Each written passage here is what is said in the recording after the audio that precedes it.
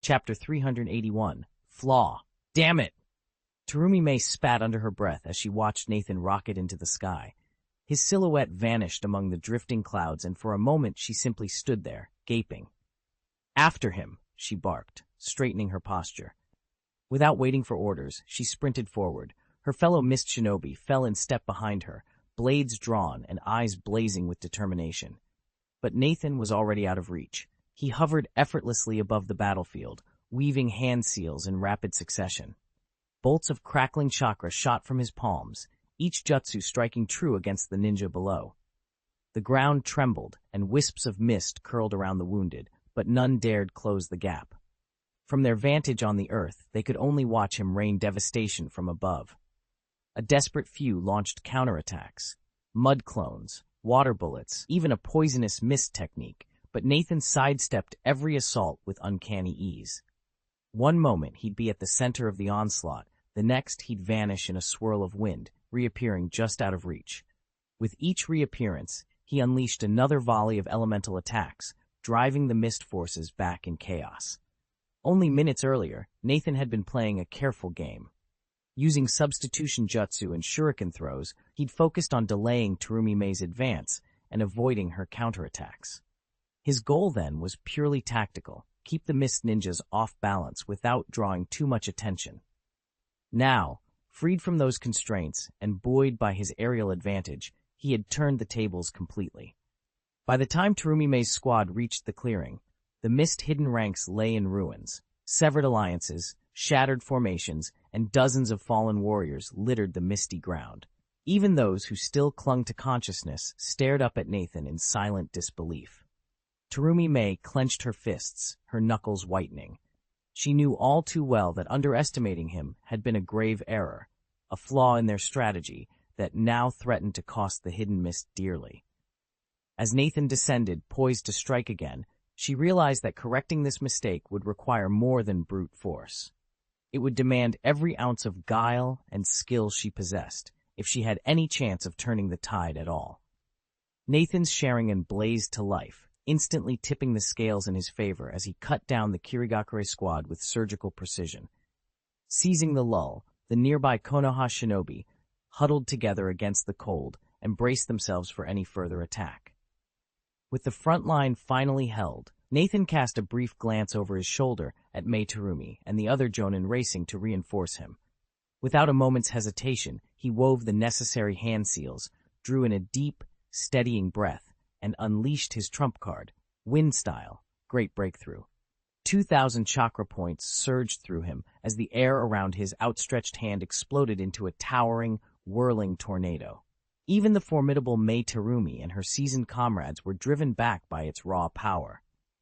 Knowing there was no time to rest, Nathan launched himself skyward and streaked toward another sector of the battlefield, where fresh waves of Kirigakure shinobi were already regrouping.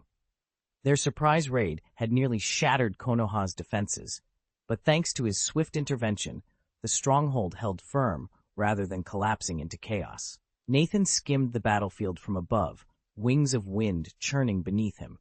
This wasn't a clash of equal commanders or elite warriors. It had devolved into a slaughter of mid- and lower-ranked ninjas. If the enemy kept targeting Konoha's grunt forces, they'd wipe out our numbers long before the stronghold fell.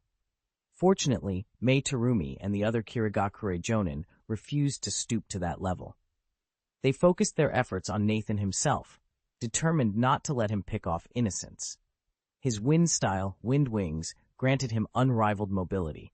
Darting over craters and dodging volleys of shuriken, he wove through the chaos, striking at teeth of Kirigakure troops again and again. Each time they regrouped to hunt him down, he slipped away, leaving confusion and wounded shinobi in his wake. But no jutsu is without its limits. Every time Nathan unleashed the wind currents that bore him aloft, tiny rifts formed in the chakra around his arms, signs that the technique was straining under constant use. Finally, as he dove to attack another squad of Kirigakure ninja, Mei Terumi seized her chance. Gathering crimson chakra in her palms, she summoned a blistering plume of molten lava and sent it hurtling toward him. The chase had ended. Now the real battle for survival began. Nathan barely had time to register the seals flashing through her fingers before Terumi May exhaled a gout of sizzling, acid-hot liquid. He stiffened. This was her infamous dissolution style, dissolving monster technique, a fearsome bloodline limit that fused scalding vapor with corrosive power. He'd studied May's ninjutsu ever since their first encounter, so he recognized it the instant it erupted. Without hesitation, Nathan completed his own hand seals and summoned the wind style, Wind Wings chakra manifesting as translucent feathers along his back. With a mighty flap, he lifted himself out of the spreading pool of venom. But in that same heartbeat, a volley of kunai slashed through the air. Oddly, only 2 kunai were fired directly at him. The rest veered wildly off course. At first, he suspected sloppy aim. Then he realized the truth. Every miss was intentional. Each kunai aimed precisely at the clear gaps his wind wings created. They weren't careless. They'd already mapped out the limits of wind style. Wind wings. Their earlier teamwork had simply been a probing assault all along. Nathan snapped his head aside as a kunai whistled past him. You really can't underestimate anyone, he thought, adrenaline surging through him. His mastery of the flying ninjutsu, wind style, wind wings, gave him a tremendous edge in the air. Yet seasoned warriors like Terumi May were never slow to adapt. They'd already identified Wind Wings' one glaring weakness, its reliance on exposed chakra wings, and were clearly preparing to exploit it. No sooner had that realization struck Nathan than 2 mist-hidden Ambu operatives unleashed their joint jutsu, water style, rain cutting. In an instant, countless droplets transformed into sharpened needles, hurtling toward him. Each liquid projectile homed in on his chakra wings, deliberately chipping away at his defenses. Nathan gritted his teeth, pouring extra chakra into maintaining the wind currents under his feet. But the rain attack was only the opening gambit.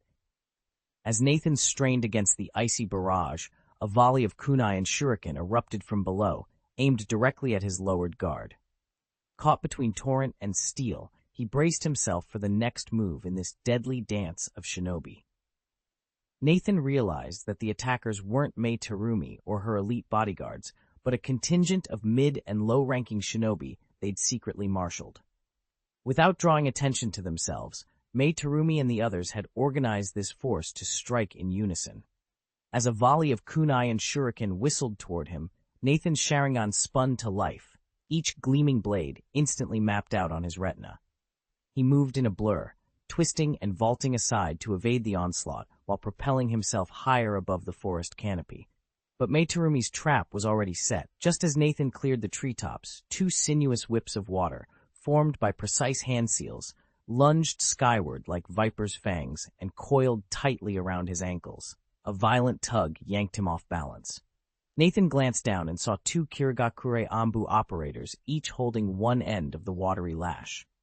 Water style, water flow whip, he thought, recognizing the secret technique of the Hidden Mist village. The Anbu averted their eyes, hoping to conceal their covert skill, and began hauling him back toward the shadowed tree line. But Nathan had no intention of giving in. Drawing a steady breath, he prepared his next move. Nathan watched in awe as his right hand transformed into a razor-sharp blade, a thin sheen of chakra glinting along its edge. With a single, precise swing, he sliced through the water flow whip coiling around his right ankle. Before it could reform, he struck again, severing the second whip in midair.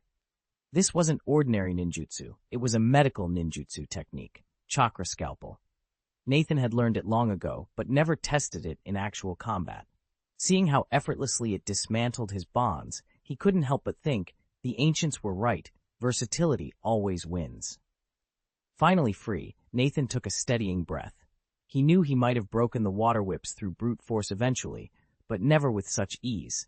As the last remnants of the attack dissipated, he made a silent vow to keep expanding his skill library. After all, a truly formidable shinobi never relies on just one trick. Chapter 382.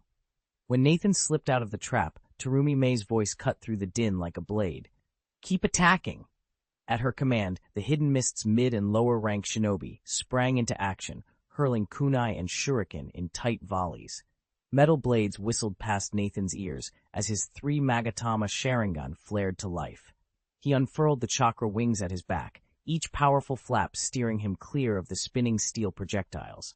He wanted to flee upward, but the mist ninjas anticipated his move. A handful of them spread out into the skyward corridor, their goggles and keener eyesight preventing any easy ascent. No sooner had the second wave of thrown weapons subsided than a third descended, this time packing ninjutsu alongside the kunai. Water bullets rippled through the air, jagged wind blades sliced behind them, and crackling bolts of lightning leapt toward him. Nathan's face darkened with concentration. One or two of these low-level techniques wouldn't breach his defenses, but dozens in succession could wear anyone down. He angled himself, twisting to dodge a torrent of water javelins. With a sharp exhale, he deployed a quick, partial sealing jutsu to block incoming bolts of electricity. Still airborne, he whipped one chakra wing downward, sending a shockwave that knocked a cluster of mist ninjas off balance. But Terumi Mei was already barking new orders. Envelope him! Don't let him rise! Seeing their leader's desperation, the mist shinobi reformed, tightening their net around Nathan. Kunai and shuriken glowed faintly with embedded chakra. Water tendrils snaked from the ground, and gusts of wind began to swirl overhead, threatening to pin him in place. Heart-pounding, Nathan narrowed his eyes. He knew he couldn't remain on the defensive for long. With a roar of resolve, he prepared to unleash his next move, one that might break through the mist's deadly encirclement once and for all. Nathan had faced overwhelming odds before, but he'd always done so on his own terms, relying on his sword to keep opponents at bay. In close quarters, enemies dared not launch ninjutsu against him, and though he might be outnumbered on paper, only a handful could close in at any given moment. Tonight was different. Perched atop the rocky outcrop, he'd cut himself off from cover, luring the mist ninjas into a relentless siege. Free to strike from every side and in endless waves, they now held the advantage of both numbers and position. "We can't let this go on," Nathan muttered under his breath. As a barrage of kunai whistled past, he twisted aside, weaving intricate hand seals in midair. He drew in a steady breath, then thrust his palms forward and unleashed his chakra. Fire release! Dragon flame technique! A colossal jet of flame roared from his mouth, coalescing into the shape of a writhing dragon. Its molten body lunged down the slope, engulfing the nearest clusters of mist ninjas. Their panicked screams echoed through the night as several were seared alive in the inferno, their cries cutting off abruptly in choking ash. For a heartbeat, the mountain air stilled, until, without hesitation, the remaining attackers surged forward once more, undeterred by the devastation. Nathan steadied himself, sword at the ready. The next wave was already forming. He'd bought a moment's respite, but the battle was far from over. With the firelight flickering across his determined face, he prepared for the onslaught, knowing full well that his skill with blade and flame would be tested to its limits. Only Nathan's Sharingan could pierce through the blitz of attacks with enough clarity to track every motion. Any other shinobi, even one skilled in wind style, Wind Wings, would have been shredded to ribbons by now. Nathan, however, knew that a purely defensive posture would only spell defeat. So, despite the enemy's earlier onslaught failing to rattle him, he launched his own counterstrike without hesitation. First came roaring fireballs, then a serpentine blast of flame shaped like a dragon's maw. He followed with a torrential rain of embers that lit up the clearing below, then sliced through the smoke with razor-sharp wind blades.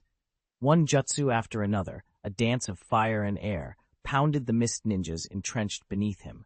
In mere moments, the ground became a writhing purgatory of scorched earth and broken bodies. The acrid stench of blood mingled with the smell of charred flesh, turning the air nauseatingly thick. When the dust finally settled, the mist force had suffered devastating losses. All the while, Mei Terumi and the other Kage watched from the sidelines. Their eyes never strayed from Nathan, probing for any lapse they could exploit and ensuring he couldn't slip away.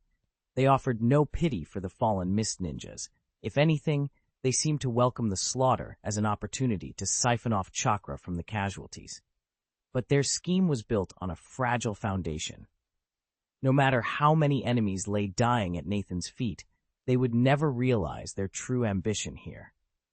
Nathan had indeed taken some hits in the previous fight while hunting for an opening to unleash his ninjutsu, but none were life-threatening. Thanks to his mastery of the level 8 Palm Immortal technique, He could heal those wounds almost instantly, and his own regenerative stamina would easily carry him through any drawn-out battle. Then there was chakra, the lifeblood of every shinobi. With the reserves he currently possessed, he could slaughter every remaining enemy and still emerge with power to spare. In short, sheer numbers alone couldn't wear him down. Yet Nathan wasn't about to let that stop him. To lure out and annihilate as many mist ninjas as possible, he pretended to be drained. He hunched under his wounds, slowed his movements, and even let his ninjutsu falter in precision. At first, Terumi Mei and the others paid no mind to his apparent decline. But when Nathan began stumbling, still cutting a relentless swath through their ranks, they finally realized his exhaustion was nothing more than a cleverly disguised ruse. Nathan's final wind style, Wind Blade, sliced through two mist ninja in an instant. At that, Mei Terumi, commanding the assault, barked an order. "Hold! Have you confirmed the intel?" As the enemy paused, Nathan relaxed his stance. Swiftly he wove a series of seals, channeling a dense sphere of yang chakra through the palm immortal technique. Warm energy pulsed outward, knitting his wounds in moments. Then he formed seals once more, face set in determination, and unleashed fire style, Phoenix immortal fire technique. From his mouth erupted a torrential barrage of fireballs, blazing down like a merciless meteor shower and crashing into the mist forces below. This wasn't a reckless show of strength, but a calculated gambit. The skirmish had been dangerous, yes, but within his control, as long as he stayed alert for Mei Terumi's traps.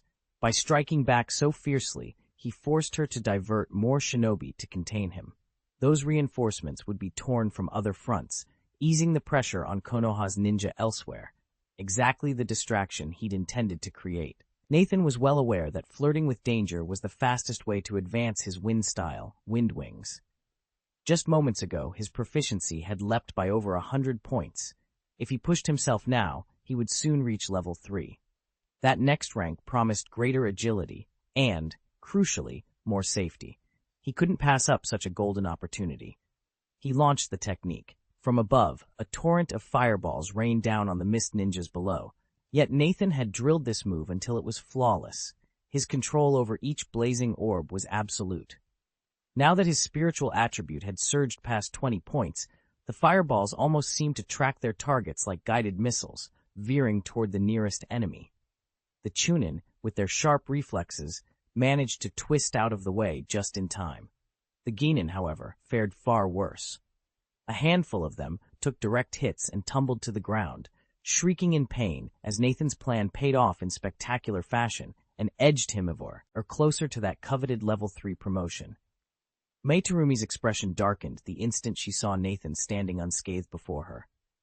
Without hesitation, she formed the seals for her signature water style, Water Dragon Bullet technique, unleashing a massive, serpentine torrent of water straight at him. To her surprise, Nathan didn't dodge. His eyes gleamed with determination as he called upon his own jutsu, Fire Style, Dragon Fire Technique. A roaring, draconic blaze erupted from his mouth, charging headlong into the water dragon. Where fire met water, they hissed and spat, colliding in midair.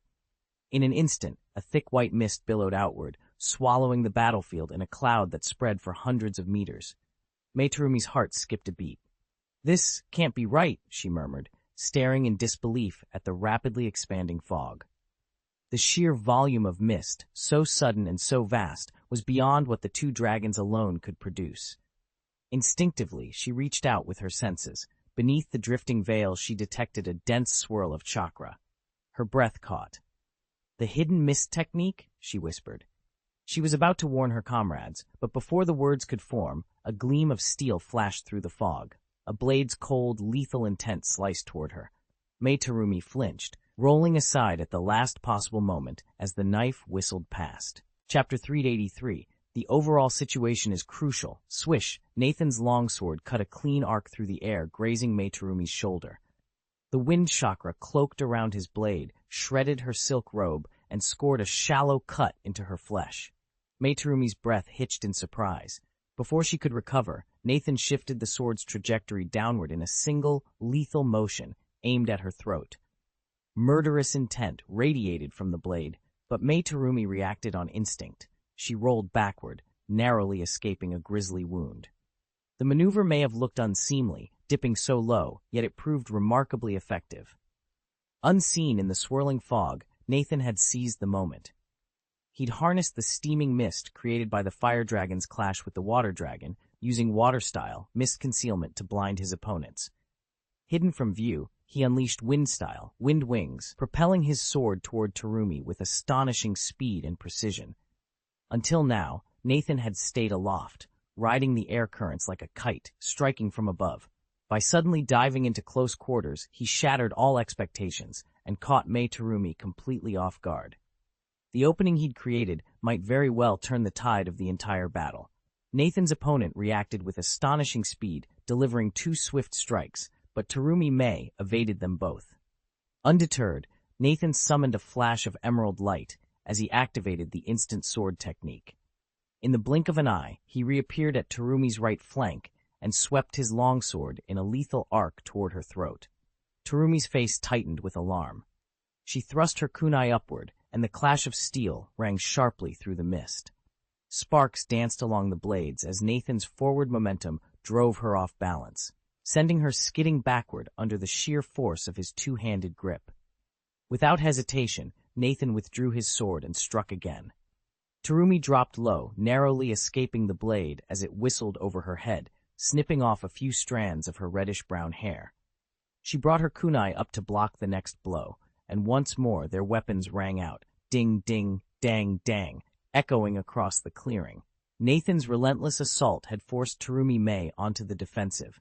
She could only parry and dodge as his blade struck like a storm, unending, blindingly fast.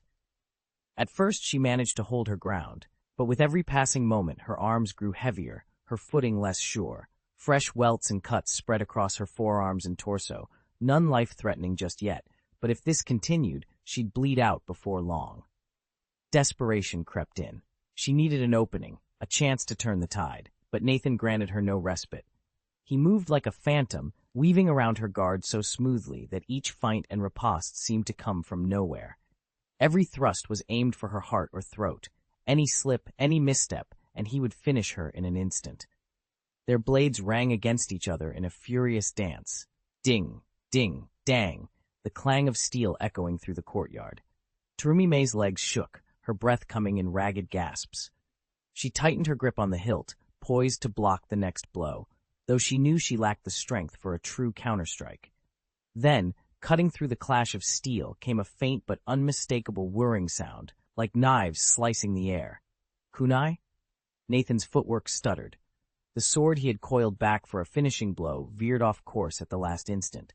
His eyes flicked past Terumi Mei, alert and calculating. In that heartbeat of hesitation, both warrior and warzone held their breath, ready for whatever threat had just appeared. Nathan barely had time to register the metallic cling-cling of intercepted kunai before they all pinged harmlessly off his wind barrier. He turned toward the source of the assault, peering through the swirling white mist. Faint silhouettes emerged, and the surge of chakra in the fog told him the mist ninjas were converging on his position. After all this time, they've still managed to find me. Evie, end through this fog, he thought. His eyes drifted to Terumi Mei, who was already slipping back into the haze. Nathan shook his head, a flicker of regret passing through him. Such a pity, he mused. With that, he slid his sword home and wove a quick series of hand seals. Wind style, wings of wind, he intoned. Instantly, a pair of pale blue chakra wings blossomed from his back.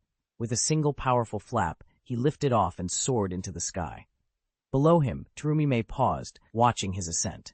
Nathan felt a pang of unease, but he knew better than to pursue her now. He'd toyed with the idea of ending her just moments earlier, but her prowess had proven too great.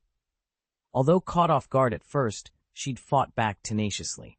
He had no wish to risk a drawn-out battle or be surrounded by mist reinforcements. For the time being, he would have to let her go. Nathan knew that nothing was more critical than the battle's overall outcome.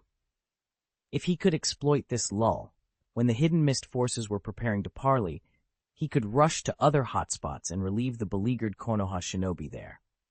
The odds were grim. Nearly 3 mist ninja for every Konoha warrior, and the enemy's surprise attack had thrown their defenses into disarray. Without timely support, the village's front lines would surely crumble. With a quiet rush of chakra, Nathan unfurled his ethereal wings and slipped beyond the swirling veil of the water-style, hidden mist technique. From high above, he scoped out a desperate skirmish, dozens of Konoha shinobi surrounded by well over 100 mist operatives. This was exactly the reinforcement they needed. He accelerated, wings beating faster, and closed in on the battlefield in an instant. Drawing a handful of gleaming shuriken, he activated his 3 Magatama Sharingan, each ruby-tinted eye locking onto multiple targets. Nathan steadied his breath, raised his arm, and let the blades fly. A soft whistle cut through the night as Nathan's shuriken left his palm, arcing toward the cluster of foes below. Though darkness shielded him, his earlier aerial attack had put them on high alert, and cries of "Look out!" rose instantly. Heads snapped upward just in time to see the spinning blades hurtling down. Half the group dove aside, but not quickly enough. Several shuriken found their marks, and muffled groans of pain echoed through the courtyard. Seizing the moment, Nathan's fingers flew in a rapid series of seals. Flames sparked at his lips as he unleashed the fire-style, Great Fireball technique. A fist-sized orb of flame shot forward, swelling in midair until it became a blazing sphere nearly 20 feet across. It descended like a meteor, scorching the ground and washing the attackers in a wave of intense heat. Panic flared in their eyes as they scrambled to escape, but wounded by the shuriken, their reflexes lagged. The fireball slammed into them, sending shockwaves of smoke and flame into the night. When the inferno finally subsided, the courtyard lay silent except for the crackle of dying embers. Nathan stood alone amid the ruins of the clash, his chest heaving, already scanning the darkness for what might come next. Despite their best efforts, they could only evade the fireball's core blast. The moment it struck the ground, it detonated with a deafening roar. Those closest to the impact were blasted off their feet, and even the combatants who'd already begun to fall back were slammed by the shockwave. One after another, they hit the earth hard, coughing up blood. Panic flared. Nobody paused to wipe away the stains at the corners of their mouths. Instead, they scrambled toward the perimeter as fast as they could. Moments later, towering flames surged in, roaring outward to engulf the very spot where they'd fallen. Chapter 384. Helpless. They ran, hearts pounding, while behind them the anguished wails rose from the sea of fire. Every terrified face glanced back, relief mingling with dread, thankful they weren't the ones consumed by the inferno, yet knowing how quickly fortunes could change. Nathan, eyes gleaming with the Sharingan's crimson light, had just finished off the shuriken-wounded opponents. Now he swept his gaze over the fleeing mist ninjas. With a barely perceptible shift of his Sharingan, he locked his sight onto 2 of them. His hands moved swiftly through the seals, then thrust forward in a decisive gesture. Wind-style Windblade. A razor-sharp arc of invisible air roared past. The 2 mist ninjas froze, horrified, as crimson lines bloomed across their necks. In the next heartbeat, their heads soared into the air, their bodies stumbling forward 5 or 6 meters before collapsing in a heavy thud. A geyser of blood spouted from each severed carotid artery, staining the scorched earth beneath them. Only then did the 2 grasp their fate. Their eyes widened in abject terror, twisted into grotesque masks of disbelief and agony. Yet it was already too late. Nathan stood motionless, his calm gaze sweeping over the battlefield. At his feet lay 2 fallen foes. Only their heads remained, and both crumpled bodies lay twitching in unconsciousness. With cold precision, he sheathed his blade and reached into his sash, producing a handful of razor-sharp shuriken. He raised an eyebrow, preparing to send them spinning into the advancing ranks once more. But before he could launch his next volley, a rallying cry echoed up from the remaining mist shinobi below. Everyone, fall back, circle around him, attack together. In an instant, dozens of green-hooded figures leapt into action. Kunai whistled through the air, shuriken spun toward him, and crackling chakra flares signaled the start of multiple ninjutsu assaults. A toxic mist swirled, explosive tags skidded across the ground. The onslaught was fierce, relentless. Nathan's expression never wavered. He dropped the shuriken with a soft clatter, folded his hands into a series of rapid seals, and murmured, "Wind-style, great breakthrough." No sooner had the words left his lips than he drew in a profound breath, so deep it seemed to draw the air from every corner of the clearing. Then, with a thunderous exhale, he unleashed the jutsu. The sky brightened and darkened in shifting waves of gray and teal. A gargantuan gust roared from his mouth, tearing through the ranks like a violent storm. Kunai, shuriken, even the heavier bombs they'd lobbed all reversed course, hurled back by the tempest's sheer force. Leaves, dust, and straw from nearby huts twisted upward, revealing the full power of Nathan's wind release. When the whirlwind finally subsided, the battlefield was littered with spent weapons and fallen ninja. Not a single attacker remained standing. Nathan lowered his arms, the wind dying away as abruptly as it had begun, and surveyed the wreckage with quiet confidence, another obstacle removed on his path forward. Nathan summoned a roaring gale, and every ninjutsu hurled at him simply dissolved in the wind. This was his creed in combat, one overwhelming force to shatter 10 techniques. No matter how they twisted and transformed their attacks, a single burst of his wind would rend them apart. Below him, the shinobi of the Hidden Mist village panicked, scattering in all directions. In their haste, they flung countless tools into the whirlwind, several exploding tags among them. If those bombs detonated too close, even survivors would be left grievously wounded. Boom, boom, boom. One tag after another erupted, the fires whipped into towering tongues by Nathan's gale. In moments, the battlefield was a churning sea of flame. Though he had carefully steered clear of his allies from Konoha, the shockwaves and flying embers shrieked through the air, threatening to strike friend and foe alike. Nathan clenched his teeth, helpless to halt the collateral damage, and silent, prayed that none of his comrades would be caught in the inferno. At last, as the explosions subsided, he released his wind style, Gale Break. The rushing currents stilled, and the scorched earth fell silent. Nathan's sharp gaze tracked the retreating mist ninjas, still scrambling for safety. With cool precision, he drew a handful of shuriken, ready to dispatch any who dared linger. Nathan's shuriken flew in the next heartbeat. The battlefield was a whirlwind of motion, perfect for his Sharingan to work its magic. Most of his targets never registered the little spinning blades until they were nearly upon them. Yet these were seasoned shinobi, their danger sense honed far beyond that of ordinary people. At the last possible moment, each warrior twisted or leaped aside, diverting nearly every projectile, except for one unlucky Kirigakure ninja whose shuriken punched squarely into his vitals. He collapsed without a sound, dead before he hit the ground.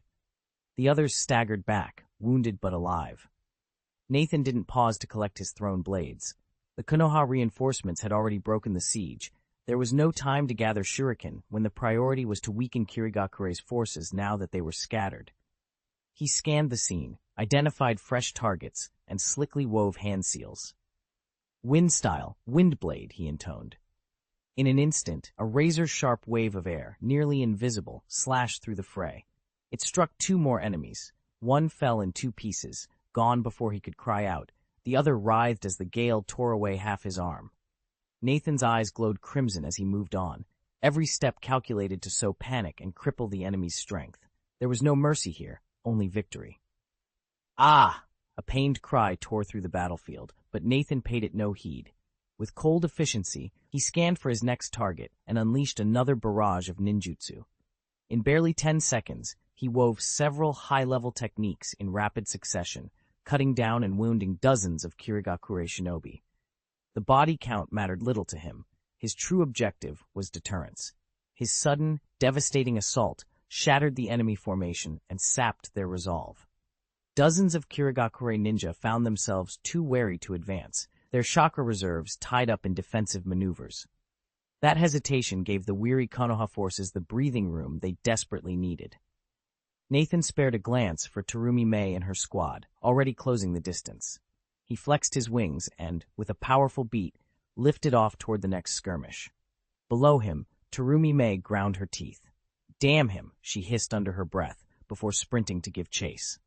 This time, however, Mei knew they had underestimated Nathan. Aware of his reputation as the field commander, they'd laid special traps to corner him. But with his unparalleled speed and mastery of ninjutsu, Nathan always seemed one step ahead, forcing Kirigakure to rethink their entire strategy. As the wind carried him over the war-torn valley, Nathan felt the familiar thrill of battle. He was far from done. Where the fighting grew fiercest, he would be waiting. And by the time Konoha's forces regrouped, their flagship Shinobi would have already struck another crippling blow. They'd thought of everything, every ambush, every escape route, every contingency, yet they'd never anticipated that Nathan could actually fly. Their intelligence had listed dozens of jutsu, but made no mention of any airborne technique. If he'd wielded anything else, they could have absorbed a few extra casualties, delayed him, maybe even taken him alive. But flight was a different matter. In the entire shinobi world, only a handful of elite practitioners could soar like that. Because they'd overlooked it entirely, all their plans lay undone. The team's mind control specialist, an experienced shinobi, could once have manipulated Nathan's thoughts, set a trap, and delivered a killing blow. But he'd already been outwitted once. They reasoned he wouldn't fall for the same trick again. And even if he managed to lure him into their net, none of their current techniques could touch him while he remained airborne. Now, pinned between their own overconfidence and Nathan's unheard-of talent, they found themselves helpless. No backup plan, no hidden trump card, nothing. For the first time, they were completely at sea when it came to dealing with Nathan's flying ninjutsu. They could only trail after him, choking on the dust kicked up by his horse. Luckily, the village elders hadn't ordered them to storm the stronghold itself. Their only task was to pin Nathan down here and prevent him from slipping away to reinforce other fronts. Capturing the fortress would be a welcome bonus, but it wasn't required, and if it proved impossible, no one would fault them. Without that explicit order, they would have been at a complete loss. Chapter 385. Dawn. More than an hour slipped by in an instant. The moon, low in the western sky, hovered just above the sea's horizon. Ordinarily, this would be the darkest moment before daybreak, but tonight Eagle's Beak Cliff burned bright. Flames licked the rocks and smoke curled into the air, banishing every trace of shadow. High above the chaos, Nathan soared, his Sharingan spinning with precision. He scanned the battlefield until he spotted a gap in the Mist Ninja's formation. With a powerful beat of his wings, he dropped swiftly toward them. From that aerial perch, he unleashed a rapid-fire sequence of ninjutsu, fireballs, lightning blades, and shuriken storms, all raining down on the unsuspecting enemy. In under 30 seconds, his strike had torn through their lines. Before they could recover, Nathan was gone, swallowed by the night sky once more. Eagle's Beak Cliff jutted into the ocean on 3 sides, making it a perilous position to defend. Even a surprise assault under cover of darkness couldn't erase the attacker's natural advantage. The hidden mist forces might have hoped to exploit the cliff's isolation, but with Konoha's airborne ace in the air, any element of surprise counted for little. Using his flying ninjutsu, Nathan darted above the battlefield, weaving between skirmishes and picking off mist shinobi with ruthless precision. Terumi Mei's squad tried to intercept him, but no one could traverse the ruined terrain as swiftly. His speed kept them perpetually one step behind. In that precious window, Nathan turned what had been a dire crisis for Konoha into a makeshift choke point, pinning the enemy in place. Of course, everything Nathan saw from the sky was equally visible to Terumi Mei and her teammates. Naturally, they pressed to synchronize their attacks with his aerial assault. But Uchiha Tihuo and the other Uchiha, strictly adhering to Nathan's orders, refused to budge, effectively blocking any chance of the Mist Team's forces uniting. To make matters worse, Command had already fractured Konoha's defenses into even smaller detachments, inadvertently raising the stakes. 30 shinobi besieged by 100 foes is bad enough. 3 shinobi trapped against 10 could spell utter disaster. Though outnumbered 3-1, having more allies on the field still raises their odds of rescue if things go south. Despite the greater danger this brings, Uchiha Tihuo and the others deliberately spread their forces thin, if only to give Nathan room to maneuver. When Nathan strikes effectively, the pressure on the rest of the squad eases in turn. It's a calculated, mutually beneficial strategy. Of course, they don't literally break into teams of 3. In practice, about 10 shinobi take positions against 30 Kirigakure attackers. In each skirmish, Nathan only needs to seize a single opening, dispatching 4 or 5 enemies before slipping away. After repeating that feat a few times, the enemy's onslaught loses its momentum. With the Kirigakure troops weakened, the rest of the Leaf forces can regroup and strike back more confidently. But Nathan's reserves of chakra and stamina aren't endless, and he can't be everywhere at once. Even with the best coordinated plan, some Konoha shinobi still fall before his aid arrives. Each loss stings, but as long as Nathan keeps turning the tide of battle, the overall advantage remains theirs. Especially after Mei Terumi and the other Kiri leaders admitted they couldn't neutralize Nathan and sent most of their forces off to distant fronts, the balance of power grew all the more precarious. Even if Nathan seized the chance to slay the two Kirigakure Jonin dogging his heels, it wouldn't alter the outcome. Kiri had committed far too many resources to this operation. From Konoha's standpoint, however, the losses were survivable. Now, it was a question of which side would crack first. 2 hours slipped by unnoticed. Now, nearly 4 hours into the fight, both Konoha and Kirigakure bore the scars of brutal combat. Hovering above Eagle Cliff's stronghold, one could see the shoreline, to the east, south, and west, carpeted with the bodies of fallen shinobi, Konoha on one side, Kirigakure on the other. The surrounding terrain lay in ruins. Even the ancient forest where Nathan had once honed his skills was reduced to char and ash. Boom! A talisman exploded below, sending up a pillar of smoke. Ding, ding, dang, dang! The rattling cadence of bursting talismans mingled with shouts and the clash of steel, a grim reminder that the battle was far from over. Nathan turned his gaze toward the sounds of battle and saw more than a dozen Konoha shinobi desperately holding their ground, completely surrounded by nearly twice their number of Kirigakure troops. Though the Mist Village had already suffered heavy losses in this assault, their warriors pressed on with grim determination. They knew that even if they managed to overwhelm this outpost, they wouldn't be able to hold it for long, but they fought anyway, unwilling to abandon their objective. Just over an hour ago, Nathan had received a dispatch from Kurosawa Chengshu requesting reinforcements at another fortress. Chengshu had stressed that if Nathan had the capacity, he should redeploy immediately. But Nathan understood the stakes. If he left Eagle Cliff undefended, it would surely fall. He had refused without hesitation. Still, the message had contained more unsettling news. Tonight's attack wasn't limited to their position. Every defensive line, Eagle Cliff, the two other southern strongholds, and even the northern border where he stood, had come under simultaneous assault. Worse, Kirigakure's intelligence was alarmingly precise, catching Konoha entirely off guard. Several strongholds have already fallen, though others still cling to their defenses. Commander Nara Kiyoshi is constantly dispatching reinforcements across the battlefield. Putting these pieces together, Nathan realizes that the Hidden Mist Village isn't retreating despite its heavy losses. They're baiting him. It isn't vanity on their part, but a calculated fear. Over the past month, Nathan has answered every call for aid and turned the tide each time. Their decision to sacrifice troops, simply to draw him out, makes grim sense.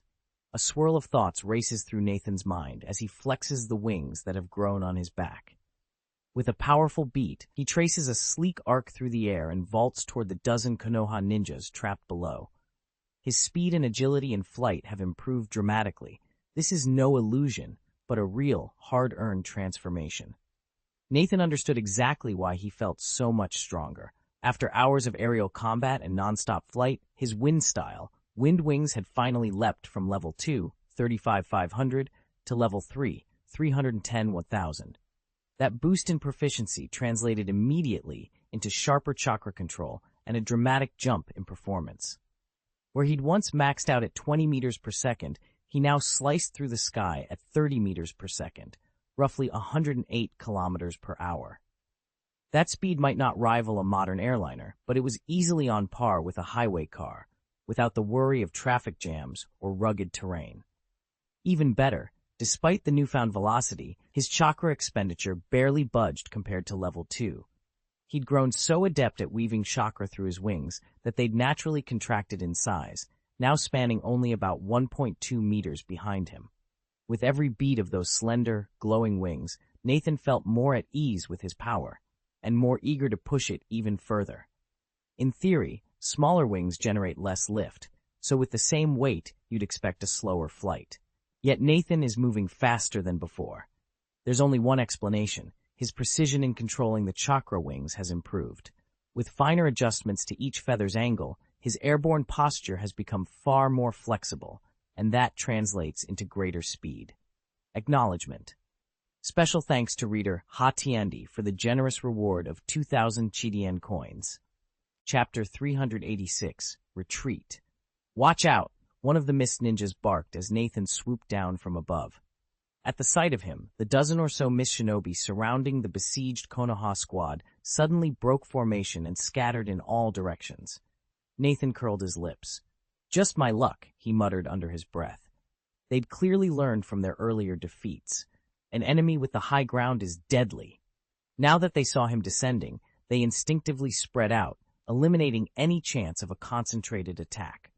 His fire style, Phoenix Flame Technique, a jutsu designed to engulf multiple foes at once, was rendered nearly worthless simply because there was no longer a cluster of targets to catch in its fiery blast. Impressive adaptability, even if they'd failed to consider an aerial threat until now. Had they prepared for attacks from above, Nathan might have thought twice before diving in so boldly. As it was, he found himself grinning at their disarray. Below him, the Konoha shinobi, once pinned down, exchanged relieved glances. With the mist ninjas pulled away to regroup, they finally had room to maneuver. Nathan drew in a steady breath, letting the wind at his back bolster his confidence. He hadn't come merely to watch. Even as the enemy adjusted their lines, Konoha's warriors seized the pause to counterattack, surging forward with renewed vigor. And Nathan, overseeing the fray from the sky, was ready to tip the balance entirely in their favor. Nathan swooped in without warning, chakra wings unfurling behind him like razor-sharp feathers. The nearby Konoha shinobi froze when they saw him charging straight at their position. With a silent agreement, they broke off from their formation and gave chase to the scattered Kirigakure operatives instead, hoping to exploit the confusion. The Kirigakure ninja, already unnerved by Nathan's reputation, dared not unleash their full power. Hesitation flashed across their faces as they scrambled to regroup, leaving them at Nathan's mercy. He circled overhead, applying relentless pressure. In moments, he seized his chance, striking with deadly precision to cut down one enemy and wound 3 more. Before the reinforcements could arrive, Nathan eyed the fresh wave of pursuers closing in. He beat his chakra wings and shot upward, slipping away to another skirmish elsewhere on the field. Below him, the Kirigakure survivors paused beside their fallen comrades. In a fit of rage, they hurled shuriken at the Konoha soldiers before resuming their chase. They knew they couldn't linger to finish off the Konoha shinobi. Nathan would simply follow them to the next battlefield and unleash devastating carnage. And so, the pursuit continued, the echo of chakra wings heralding more bloodshed to come. They wounded each other repeatedly, but Nathan, standing alone on the higher ground, came out ahead. Although the Konoha ninjas managed to nick him a few times, his counterattacks inflicted equal, if not greater, damage. In this terrain, that was victory enough. Unable to finish him off, their only option was to keep the pressure on. They couldn't afford to let Nathan regroup.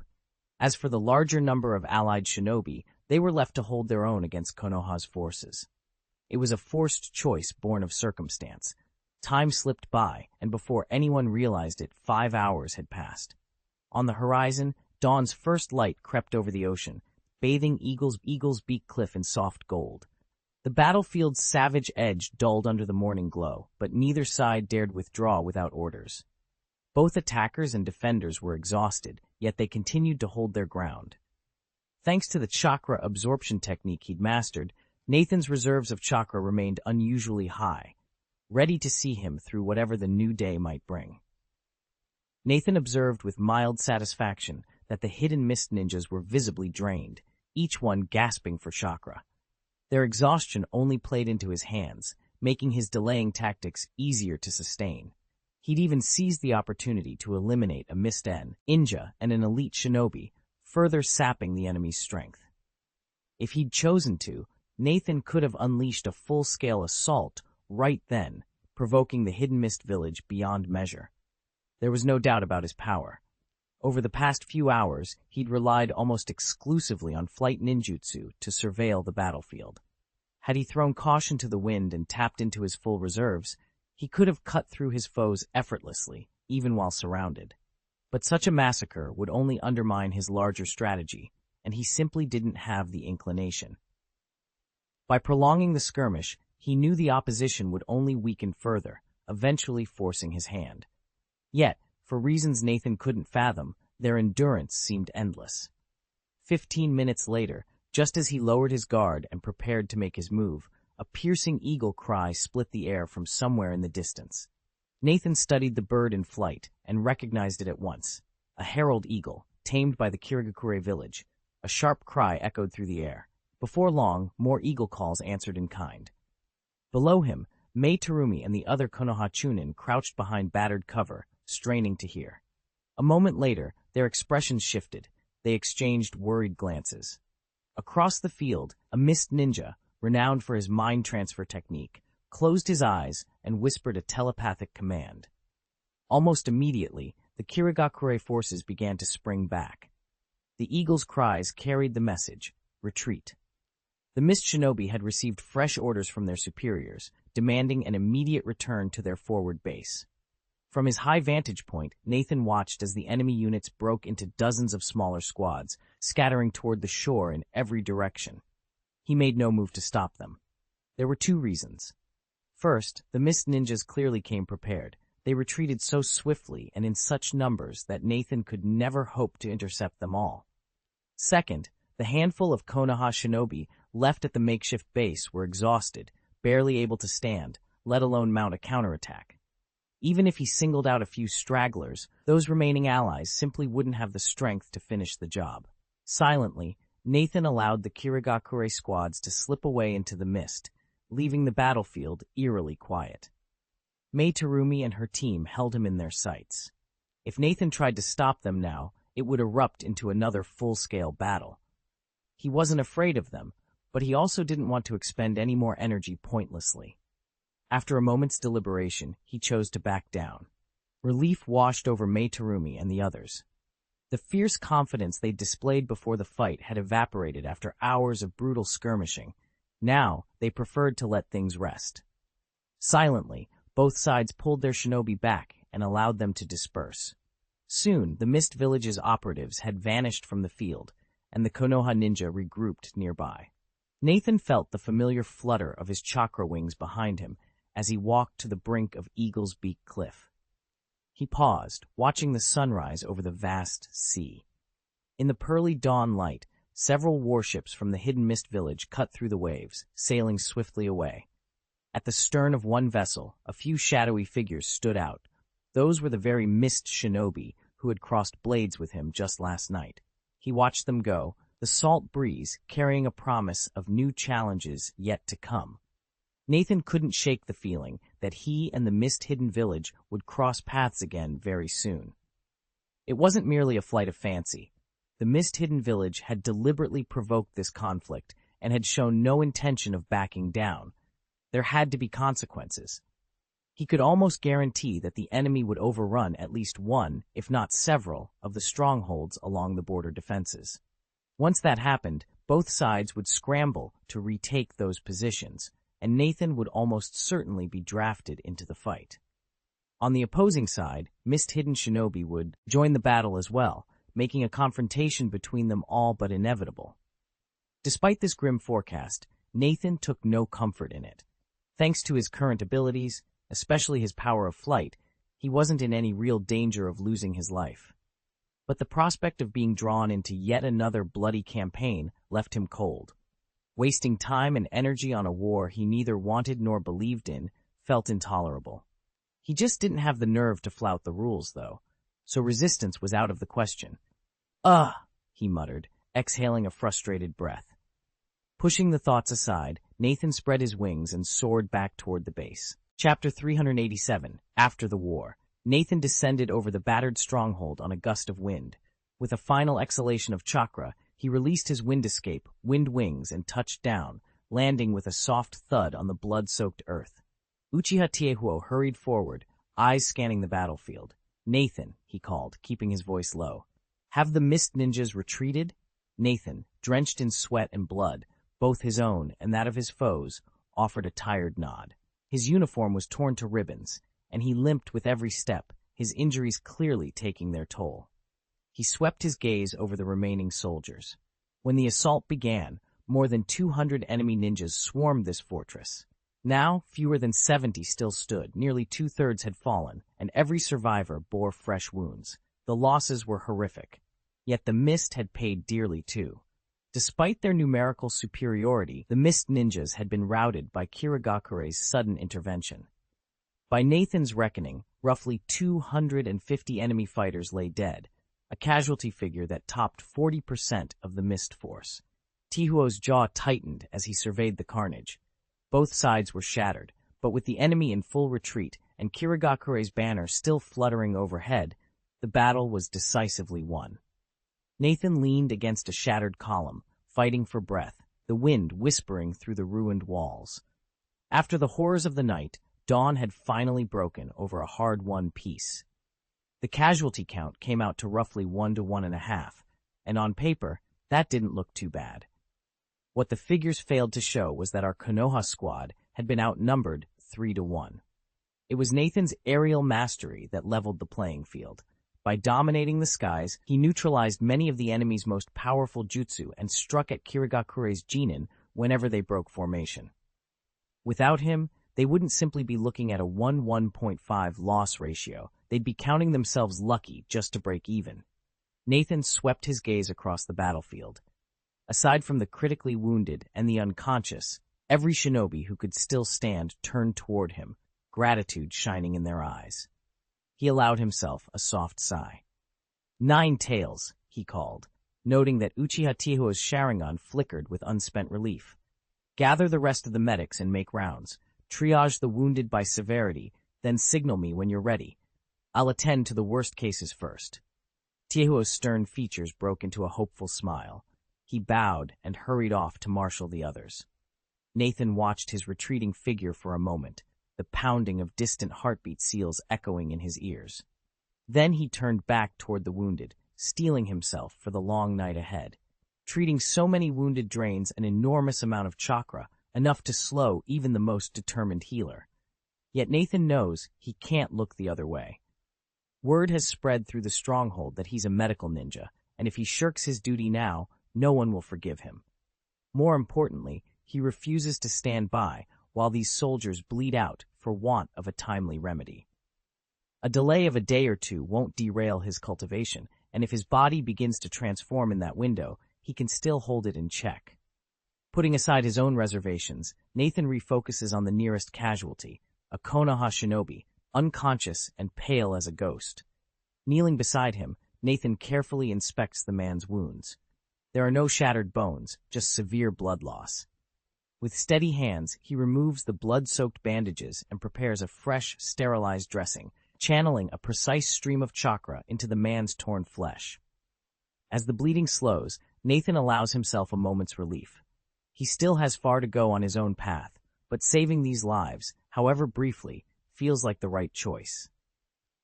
After cleaning the worst of the blood and debris from the wounds, Nathan began channeling his palm immortal technique, letting the gentle warmth of his healing chi seep into the ninja's torn flesh. 15 minutes later, he withdrew his hand. The Konoha shinobi's lacerations had closed, and his breathing was even and unlabored. Just then, the ninja's eyelids fluttered. With a faint effort, he opened his eyes and, recognizing Nathan, whispered, "Captain." Nathan offered him a reassuring nod. "Rest now. Don't speak." He turned to the 2 other Konoha operatives standing by. "Let's move him. Carry him down on a stretcher." "Yes, Captain," they replied in unison. Nathan and the 2 men gently lifted their comrade onto the makeshift stretcher.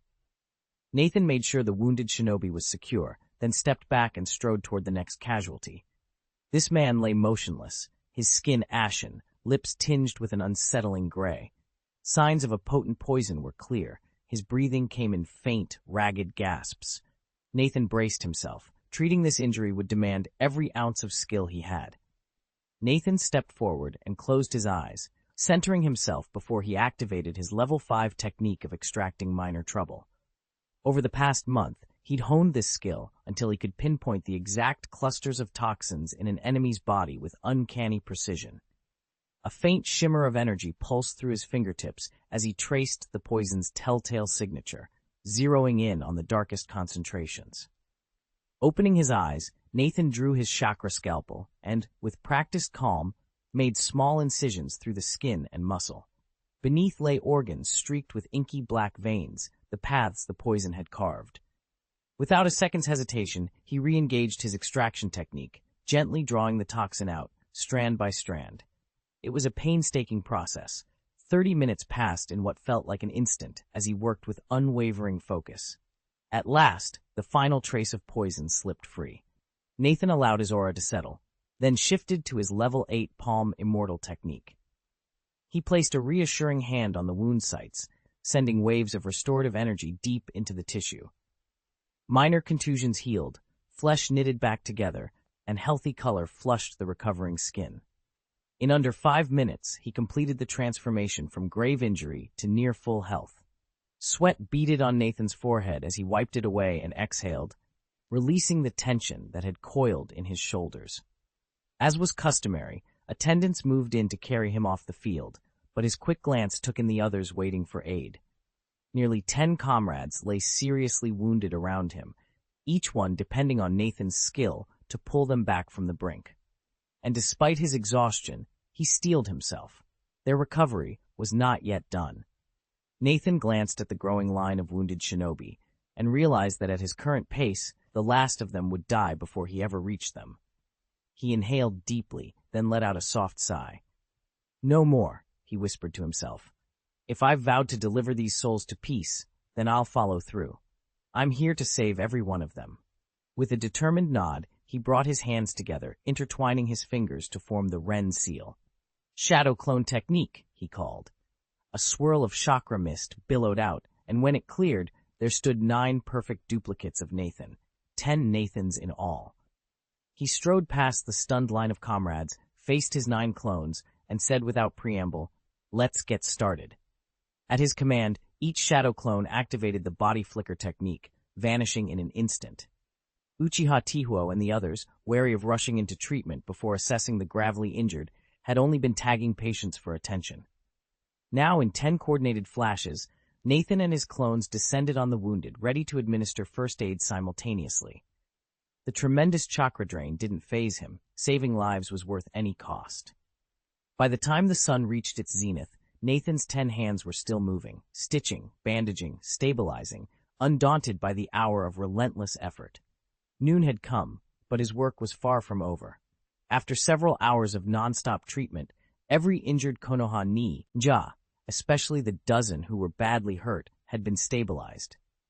Nathan had poured nearly 150,000 chakra points into the effort, and his recovery rate was nothing short of miraculous. By morning, he'd already regenerated almost 100,000 more chakra, or he wouldn't have been able to keep going. Chakra might refill quickly, but mental exhaustion doesn't heal so fast. He'd stayed up late the night before, was roused in the middle of the dark hours, then thrown straight into a brutal battle. No sooner had the fighting ended than he was back at it, weaving healing jutsu for hours on end. Even with his spirit attribute now over 20, he was running on fumes. When the last wounded shinobi was finally tending comfortably, Nathan offered a few brief instructions and headed back to his quarters. Uchiha Tihuo and the others immediately swept in to take over every remaining task, freeing Nathan from worry so he could at last rest.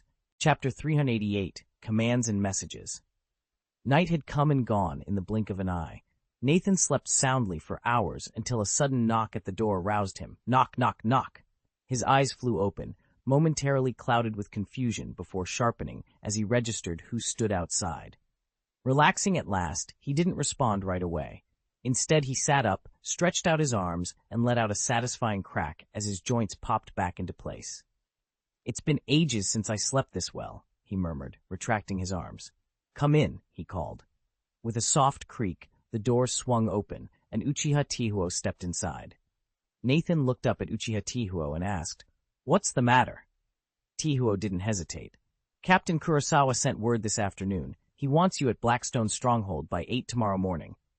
Nathan's brow furrowed. Blackstone Stronghold, the one on the central defense line near the southern tip of the northern front. Exactly, Tihuo confirmed. It's a major fortification with exceptionally tight security. Captain Kurosawa insists on having you there without delay.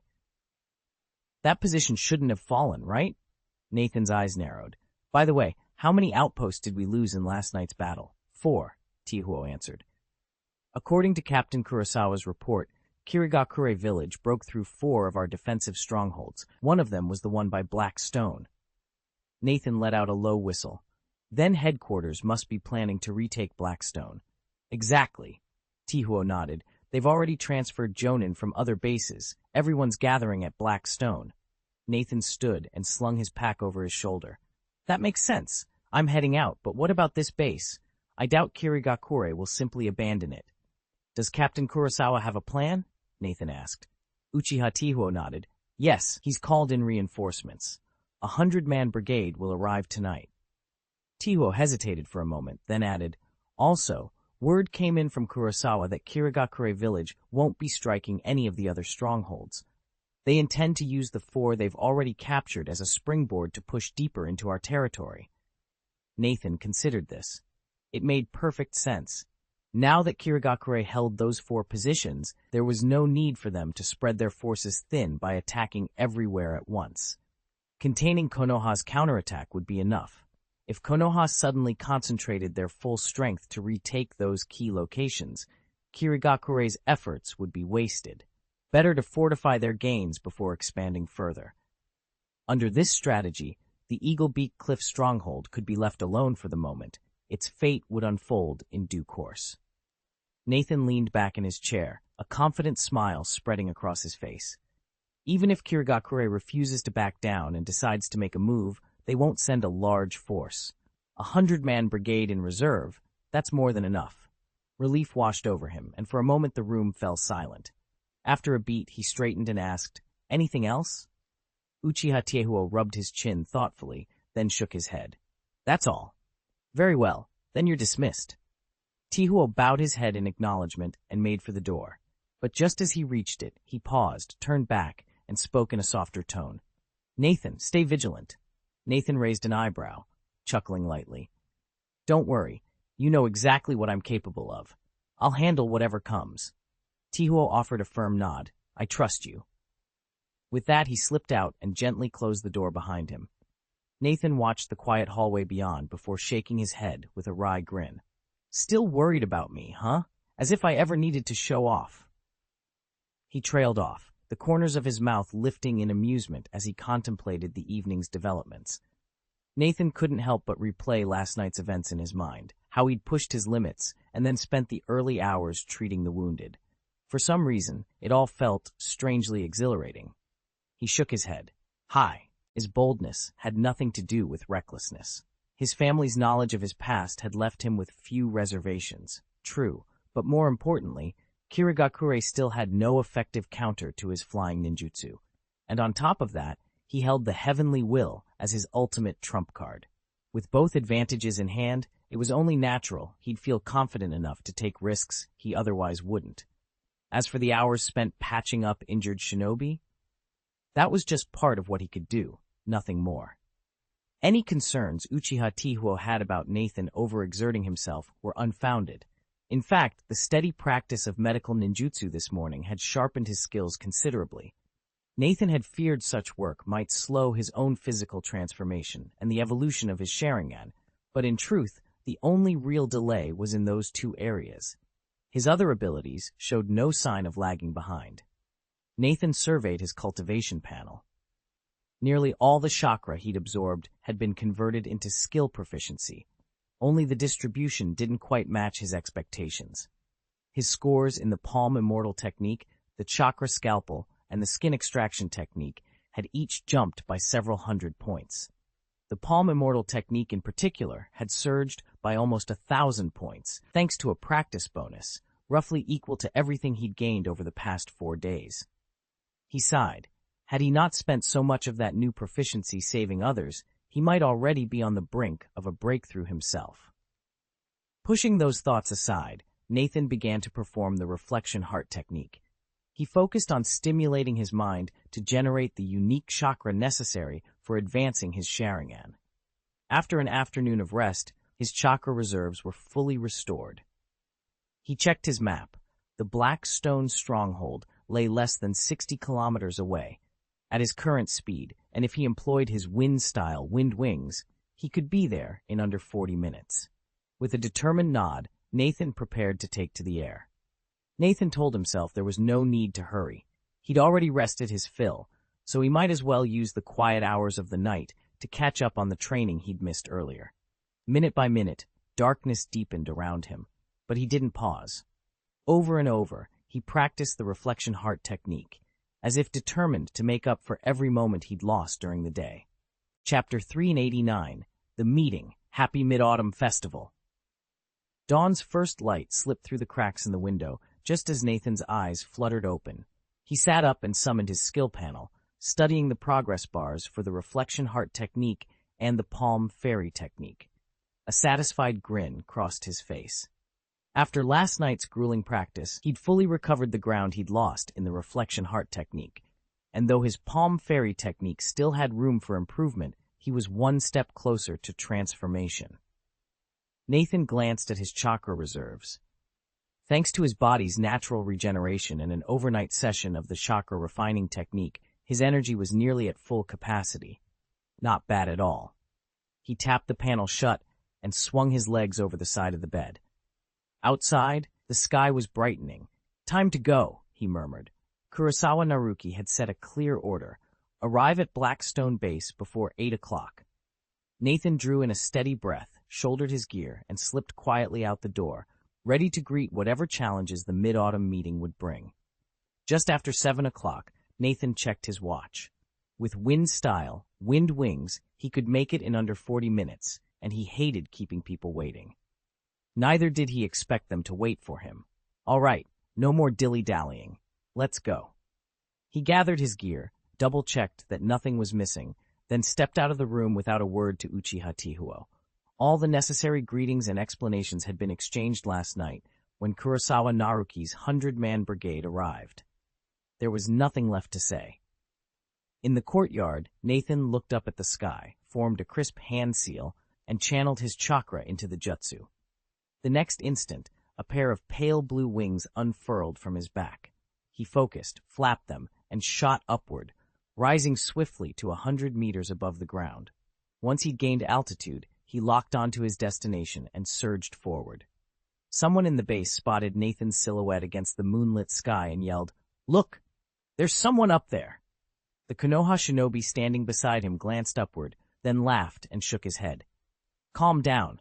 That's our captain." "Captain?" one of his companions asked, blinking in surprise. "You mean Ghost Sword Nathan?" The first shinobi nodded with a grin. "Exactly. He's the only one here who's mastered that flying ninjutsu. 2 nights ago, he returned from a mission, soaring over the forest like a bird, his blades shimmering in the moonlight. That's how he got the name." From high above, Nathan caught the exchange of voices below, but gave them no more than a passing glance. A few powerful wing beats later, he'd accelerated to full speed, 30 meters per second, heading straight for the Blackstone stronghold. Less than 30 minutes later, Nathan arrived without a hitch.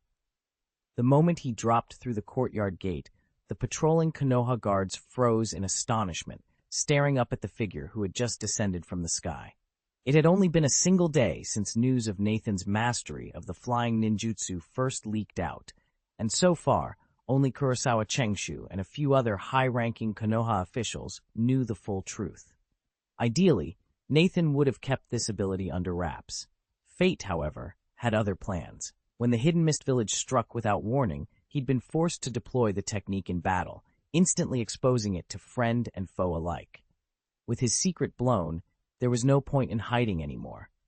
If anything, mastering such a powerful jutsu could be exactly the ticket he needed to land a prime assignment. He knew all too well that Konoha's upcoming counteroffensive would be vast and ruthless. Even someone as capable as he was would be wise to avoid the deadliest missions. Securing lower-risk jobs would significantly reduce his odds of getting caught in the line of fire. But to do that, he'd have to gain the favor of the clan's senior leaders, a tall order without their direct support. Determined to get the bee all rolling, Nathan completed his mission registration and set out to find Uchiha Yashiro. After all, Yashiro was here on support duty too, and Nathan hoped he might be the key to opening doors at the highest levels of the clan. Nathan reviewed the situation in his mind as he made his way through Konoha's winding streets. This wasn't an ordinary mission. For a conflict of this scale, every clan in the village sent a designated coordinator, not only to safeguard their own bloodline and ensure no shinobi died under suspicious circumstances, but also to streamline communication between the clan's forces and the Hokage's command. The Uchiha were no exception. In fact, only yesterday the official dispatch had named Uchiha Yashiro as the clan's liaison. Nathan didn't need to search high and low. He knew exactly where to go. He arrived at a modest compound in the heart of the Uchiha district. His knuckles drummed lightly against the aged wooden door. Dong, dong, dong. "Come in," called Yashiro's voice from within, calm, controlled, unmistakably Uchiha. Nathan opened the door and stepped inside, his eyes widening in surprise. There, lounging casually against a polished table, was Uchiha Shisui. "Shisui?" Nathan echoed, taken aback. He hadn't expected to find the legendary shinobi here, let alone in Yashiro's quarters. But there he stood, serene and inscrutable, as though Nathan's arrival were the most natural thing in the world. Nathan stepped into the room, and Shisui glanced up. "Nathan, you made it," Shisui greeted with a nod. Nathan offered a small smile. "I see you did too." Shisui returned the smile. Because their clan elder, Uchiha Yashiro, sat behind the desk, the two young men kept their exchange brief. Nathan turned his attention to the elder. "Uncle Yashiro," he said respectfully. The older man studied Nathan from head to toe, then broke into a warm smile. "Nathan, you've grown strong. Excellent." He shifted his gaze to Shisui. "Perfect timing. You're both here. I'll go over exactly what you need to know before you depart." "Please," Nathan and she said in unison, settling into their seats. Uchiha Yashiro wasted no words. In just a few minutes, he laid out the essential precautions for their mission. Stay in constant radio contact. Never engage enemy forces unless absolutely necessary. Keep your identities hidden and report every scrap of information you gather. Above all, he reminded them to uphold the clan's honor. When he finished, Yashiro's expression grew stern. The weight of his gaze made it clear there was no room for mistakes. Nathan and Shisui exchanged determined looks. The real test, it seemed, was only just beginning. Yashiro Uchiha fixed his gaze on Nathan and Shisui before speaking in a low, steady voice. "You both know just how dangerous this mission will be, don't you?" They nodded without hesitation. Everyone in the clan understood that Kirigakure had thrown everything they had at capturing those 4 strongholds, and they wouldn't relinquish them without a fight to the death. The gravity of the task was painfully clear to Nathan and Shisui alike. A faint smile touched Yashiro's lips. "You two represent the future of our family, the very foundation on which we'll rebuild. I refuse to lose either of you here." He paused, then continued more softly. "For this counteroffensive, I'll assign you the safest possible roles. Above all else, I want you to return alive." Shisui's brow creased in silent objection, as if he wished to argue, but he wisely held his tongue. Nathan, meanwhile, felt relief wash over him. This was exactly the opportunity he had hoped for. Chapter 390. Obtained. Nathan and Uchiha Shisui voiced no objections, and at that, Uchiha Yashiro finally let out a long, relieved breath. He'd been on edge, half expecting those 2 hot-blooded youths, especially Nathan after his reckless exploit the night before, to charge headlong into battle. Now, with Nathan remaining silent, Yashiro realized the boy couldn't read his thoughts. If he could, he'd have already scoffed at Yashiro's caution. No, Nathan wasn't about to throw himself into the fray this time. Charging the enemy line solo, utter lunacy. This mission called for discretion, not lone wolf heroics. Word had undoubtedly reached the Hidden Mist village that Nathan knew flying ninjutsu, which made any plan to single-handedly rout an entire army as foolhardy as his previous midnight raid. Better to keep a low profile and survive. Once he'd covered every detail of the operation, escape routes, infiltration points, communication signals, Yashiro dismissed Shisui. Left alone with Nathan, he gave the boy a respectful nod. "Remember," he said quietly, "no unnecessary risks. We move fast, strike precisely, and retreat before they even know we're here. Nathan met his gaze steadily.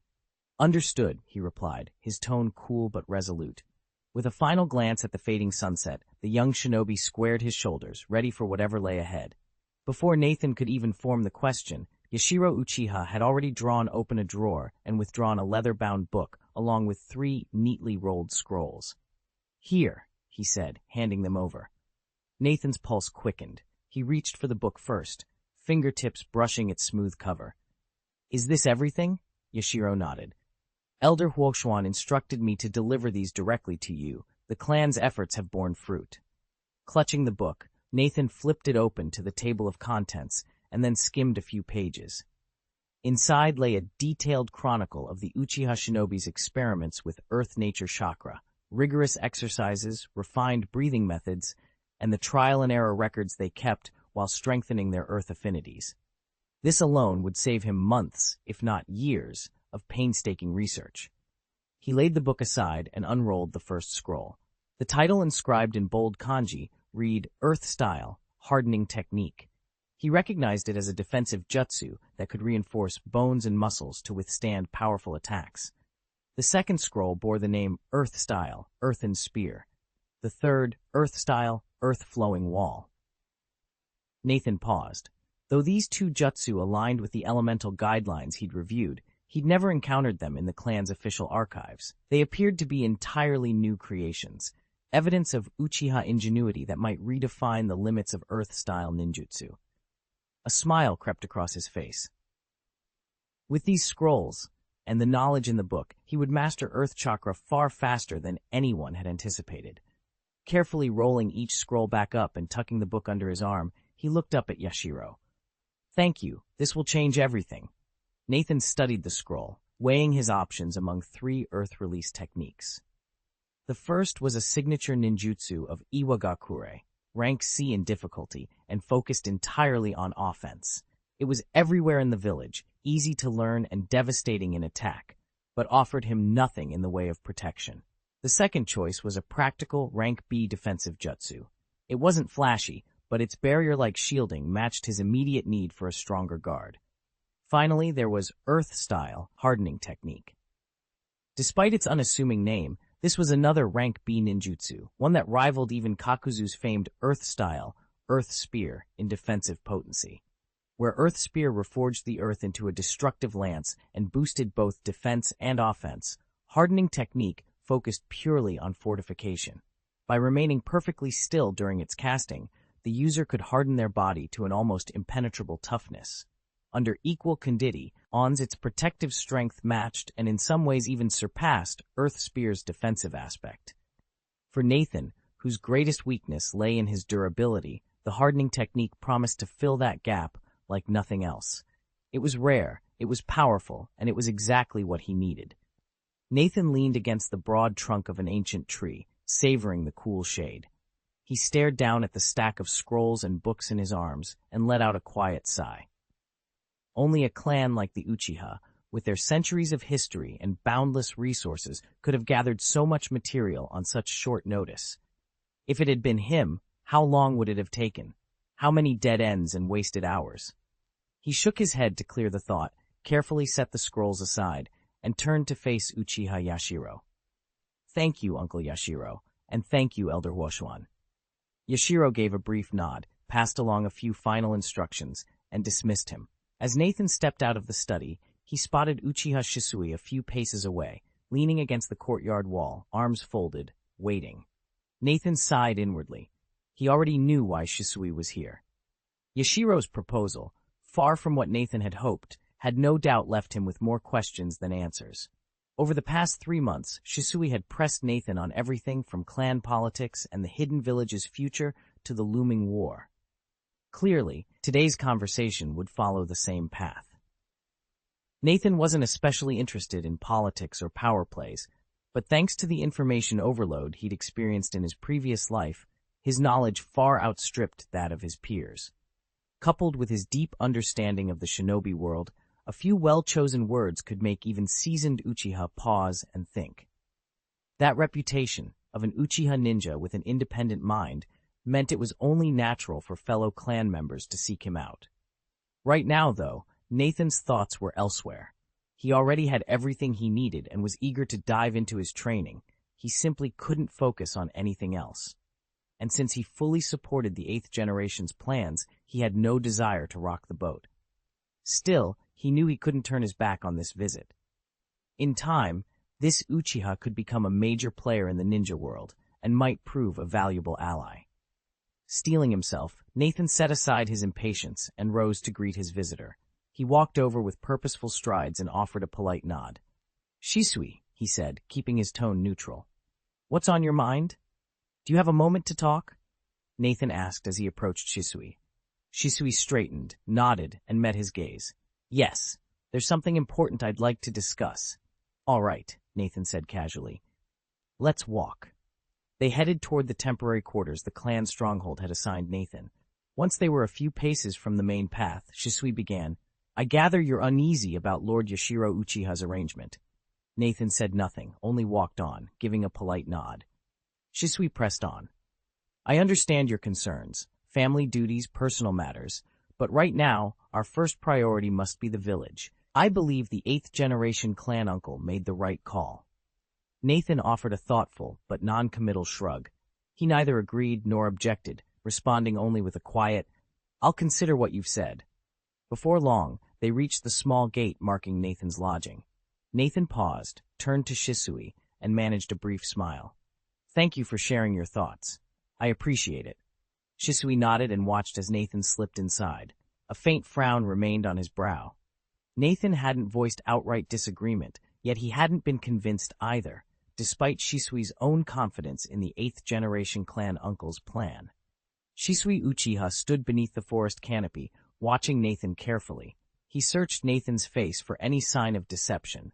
Is this some kind of illusion? He wondered. But after a moment, he shook his head. No, Nathan's loyalty to the village was undeniable. The fierce battle 2 nights ago had proved it. Shisui scolded himself. I must be reading things into it. He paused only briefly, then turned and walked away in silence. As Shisui's attention drifted off, Nathan felt the pressure on his shoulders lift. He let out a long, relieved breath. He'd been more tense than he cared to admit. Few people combined composure and insight the way Shisui did. Now that the awkward scrutiny was over, Nathan's thoughts returned to what he did best. Training. He much preferred the certainty of practice to the uncertainty of tests of wit and courage. With renewed focus, he picked up his kunai and prepared for another round of drills. Chapter 391, Mission Afternoon. Light filtered through the window as Nathan stirred awake in his room. He blinked, glanced at his empty palm, then reached for the book lying beside him and resumed reading with intense concentration. After a long moment, he let out a frustrated sigh. Developing a fourth chakra nature really isn't easy, he muttered to himself. In the Shinobi world, nearly every ninja, unless blessed with a Kekkei Genkai, begins life with only one innate elemental affinity. Even by the time they earn the rank of Chunin, they almost invariably control just that single nature. It isn't until they become Jonin that most attempt to cultivate a second attribute to shore up their weaknesses. A rare few prodigies might begin this process in the later stages of their Chunin training, but even amongst them, over 90% never master more than 2 affinities. This isn't due to a lack of ambition. After all, possessing multiple chakra natures vastly enhances one's combat prowess, but because the process is staggeringly difficult. If unlocking your first nature registers as difficulty level 1, then developing a second jumps to level 5. Every additional element requires exponentially greater effort, mental focus, and sheer stamina. Nathan closed the book and rested his forehead against its cover. He knew that to complete the mission ahead, he would need far more than 2 chakra natures. He would have to break through this ceiling, no matter how steep the climb. With renewed determination, he rose to his feet, ready to push his limits once again. At this stage, any ninja with a bit of talent can develop a second chakra attribute. But the third attribute is a different story. Its difficulty jumps to a 10 on the chakra development scale. That's twice as hard as the step before, and 10 times tougher than unlocking one's innate chakra. Most ninjas who lack exceptional talent stall out here. In fact, more than half of the ninja world never get past this point. Looking ahead, forging a fourth attribute would be even harder. Nathan reckons it would rank at least a 20. Unless you're a bona fide genius, it isn't worth the effort. Even if you forced your way through, the results would likely be mediocre. That time would be better spent perfecting the abilities you already possess, working on your speed, your control, your technique. Nathan, however, refuses to give up. Beyond the obvious advantage of adding a new element to his arsenal, he has the proficiency panel, a breakthrough tool that guarantees smooth mastery of any chakra attribute once it's opened. That alone makes the struggle worthwhile. And there's another reason he's determined to push on. Earth chakra has a natural dampening effect on water chakra. He can't afford to let that synergy slip away. So he steels himself for the challenge ahead, confident that with enough focus and perseverance, he'll master this third attribute and pave his path toward even greater power. Nathan understood that elemental chakra affinities, fire, wind, lightning, earth, and water, formed an unbroken cycle of strengths and weaknesses. If even one nature remained undeveloped, it became a glaring vulnerability. With a vast chakra reserve, he could crush most opponents through sheer force, but against an equal in chakra who mastered the very element that countered his strongest nature, that gap would be ruthlessly exposed. It was the classic barrel analogy. A barrel's capacity is limited, not by its longest plank, but by its shortest. That's why Nathan had worked so relentlessly to cultivate every elemental nature, to reinforce his weakest link until no flaw remained. No matter how grueling the process, he refused to relent. Steeling his resolve, he reread the ancient treatise one more time and dove back into his training, focusing now on expanding his earth chakra. From sunset to moonrise, night fell in the blink of an eye. Over the past 24 hours, neither the Hidden Leaf Village nor Kirigakure had made a single overt move. No skirmishes at the border, no surprise raids. An almost unnerving calm had settled over both sides. Nathan knew better than to mistake silence for peace. Behind the scenes, each village was racing to mobilize its shinobi. Even with the lightning-fast travel of elite ninja forces, organizing and deploying large numbers still took precious time. That explained the uneasy lull. Nathan had exactly 1 day left to train before his mission. His orders had just arrived courtesy of Uchiha Yashiro, no small honor, and no small responsibility. Nathan double-checked every strap and pouch on his gear, confirmed his shuriken and kunai were in place, then stepped out into the courtyard just before dawn. The air was cool and still, but his pulse thrummed with anticipation. He formed his seals in rapid succession and called upon his trademark technique. Wind style, wind wings. In an instant, a pair of translucent, pale blue chakra wings unfurled from his shoulder blades, feathers of energy rippling in the dim light. Nathan concentrated, sending a subtle pulse through the wings. They quivered once, then twice, enough to lift him off the ground. He hovered 15 feet in the air, the soft beating of wind currents brushing against his skin. His hair whipped around his face as he steadied himself. This was the start of something far bigger than a simple practice session, and Nathan was ready.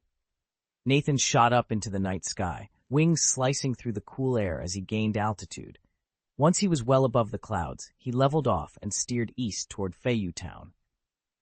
Feiyu Town sat on the Fire Nation's eastern border, poised where land meets sea. Its name, Flying Fish, came from the region's relentless storms. Though fierce winds and torrential rain battered the coast, each tempest left behind schools of fish stranded in tidal pools, feeding the town and inspiring its name. In days past, the fortress of Feiyu Town had been a linchpin of Konoha's central defense line. But in the recent onslaught, it was one of 4 strongholds captured by the Hidden Mist Village. Tonight, Nathan's unit was dispatched from the Blackstone stronghold to regain that lost position. His assignment, to exploit his aerial prowess and conduct reconnaissance over the occupied town. Every movement of the enemy would be noted and reported back to headquarters, enabling the village's strategists to craft a precise attack plan. It was an ideal mission for Nathan. Under cover of darkness, the Mist operatives would have virtually no chance to intercept him. His speed and stealth guaranteed his safety, and the intelligence he returned would earn him considerable credit. The village elders had approved the plan without hesitation, confident that Nathan's unique abilities would turn the tide at Feiyu Town. As the coastline of the Fire Country stretched out beneath him, Nathan felt a surge of anticipation. The real battle was about to begin. Intelligence often matters more than raw strength, even for a jonin. Nathan knew that, as formidable as he was by ordinary standards, on a battlefield with hundreds or even thousands of shinobi, his prowess alone wouldn't turn the tide. And when you're the target, it matters even less. The command center had received word that the Hidden Mist village had bolstered its defenses against airborne threats. This time, Nathan couldn't simply swoop in and extinguish every blaze like he did that one night. It was precisely why the village had agreed to Uchiha Yashiro's proposal. No matter how powerful a jonin Nathan might be, they couldn't afford to let him sit out the fight. 15 minutes later, Nathan hovered above the Feiyu Town stronghold. Below him, lanterns lit the courtyards in a warm glow, and the shadows of patrolling figures slipped between buildings.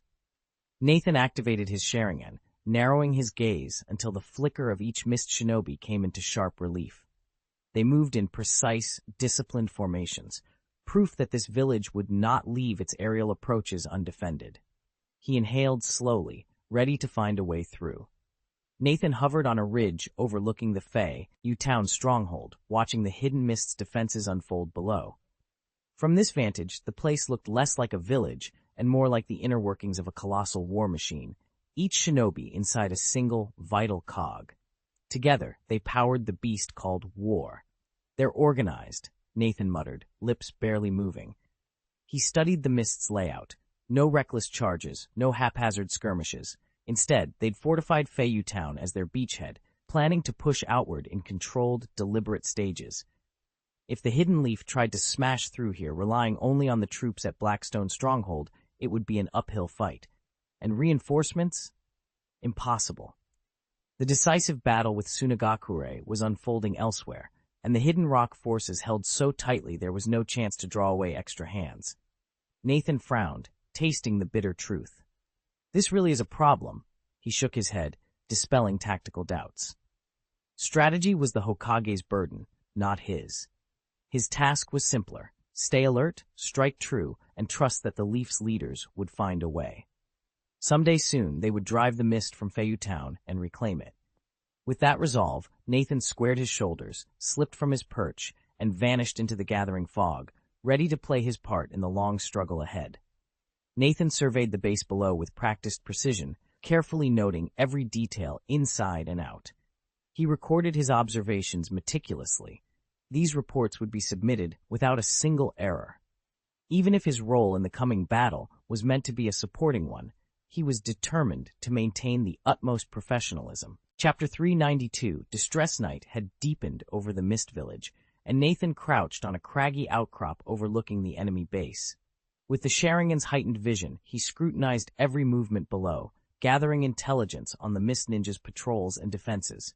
His senses were taut, every muscle ready. Suddenly, a crossbow bolt screamed through the darkness. Alarm flared in Nathan's chest. He dove aside in a heartbeat. A second bolt, as thick as an infant's arm, whizzed past his shoulder, the rushing air stinging his cheek. It wasn't a stray shot. His quick glance revealed small talismans strapped to the shaft. Detonating talismans, he realized with a jolt of horror. Without hesitation, Nathan channeled chakra into his wind-style technique. Wind wings unfurled at his back, lifting him out of range at lightning speed. Behind him, 3 explosions thundered almost simultaneously. Scarlet spheres blossomed in the sky, setting the night ablaze and illuminating the village with hellish light. He soared higher, heart pounding. The detonations were meant to flush him out. Now he had to figure out who in the mist could deploy such lethal traps and why they were so desperate to stop him.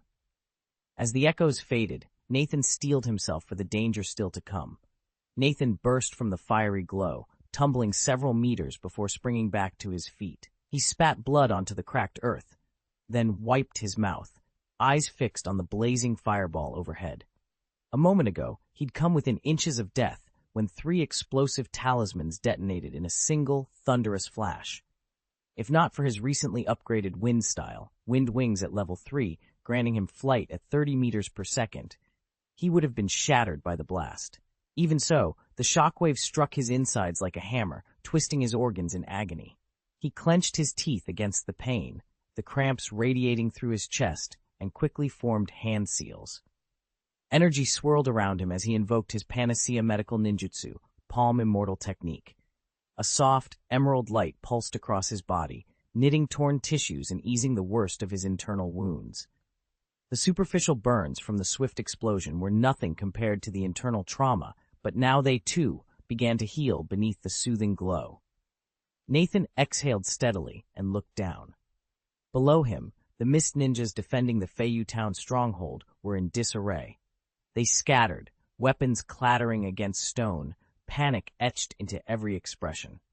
The enemy's onslaught of fiery projectiles had shattered their formation, and without Nathan's intervention, the fortress might have fallen. He squared his shoulders. The healing jutsu had left him weakened, but the battle was far from over. With determination burning in his eyes, Nathan launched himself toward the fray once more, ready to tip the scales in Feiyu Town's favor.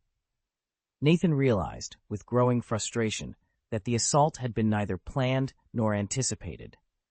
Its suddenness caught him completely off guard. Had even one mist ninja below so much as twitched, he would have detected the movement and responded immediately. Yet in that critical moment, his guard slipped. He'd already warned the command center that, after that fateful night, the hidden mist village would strike back.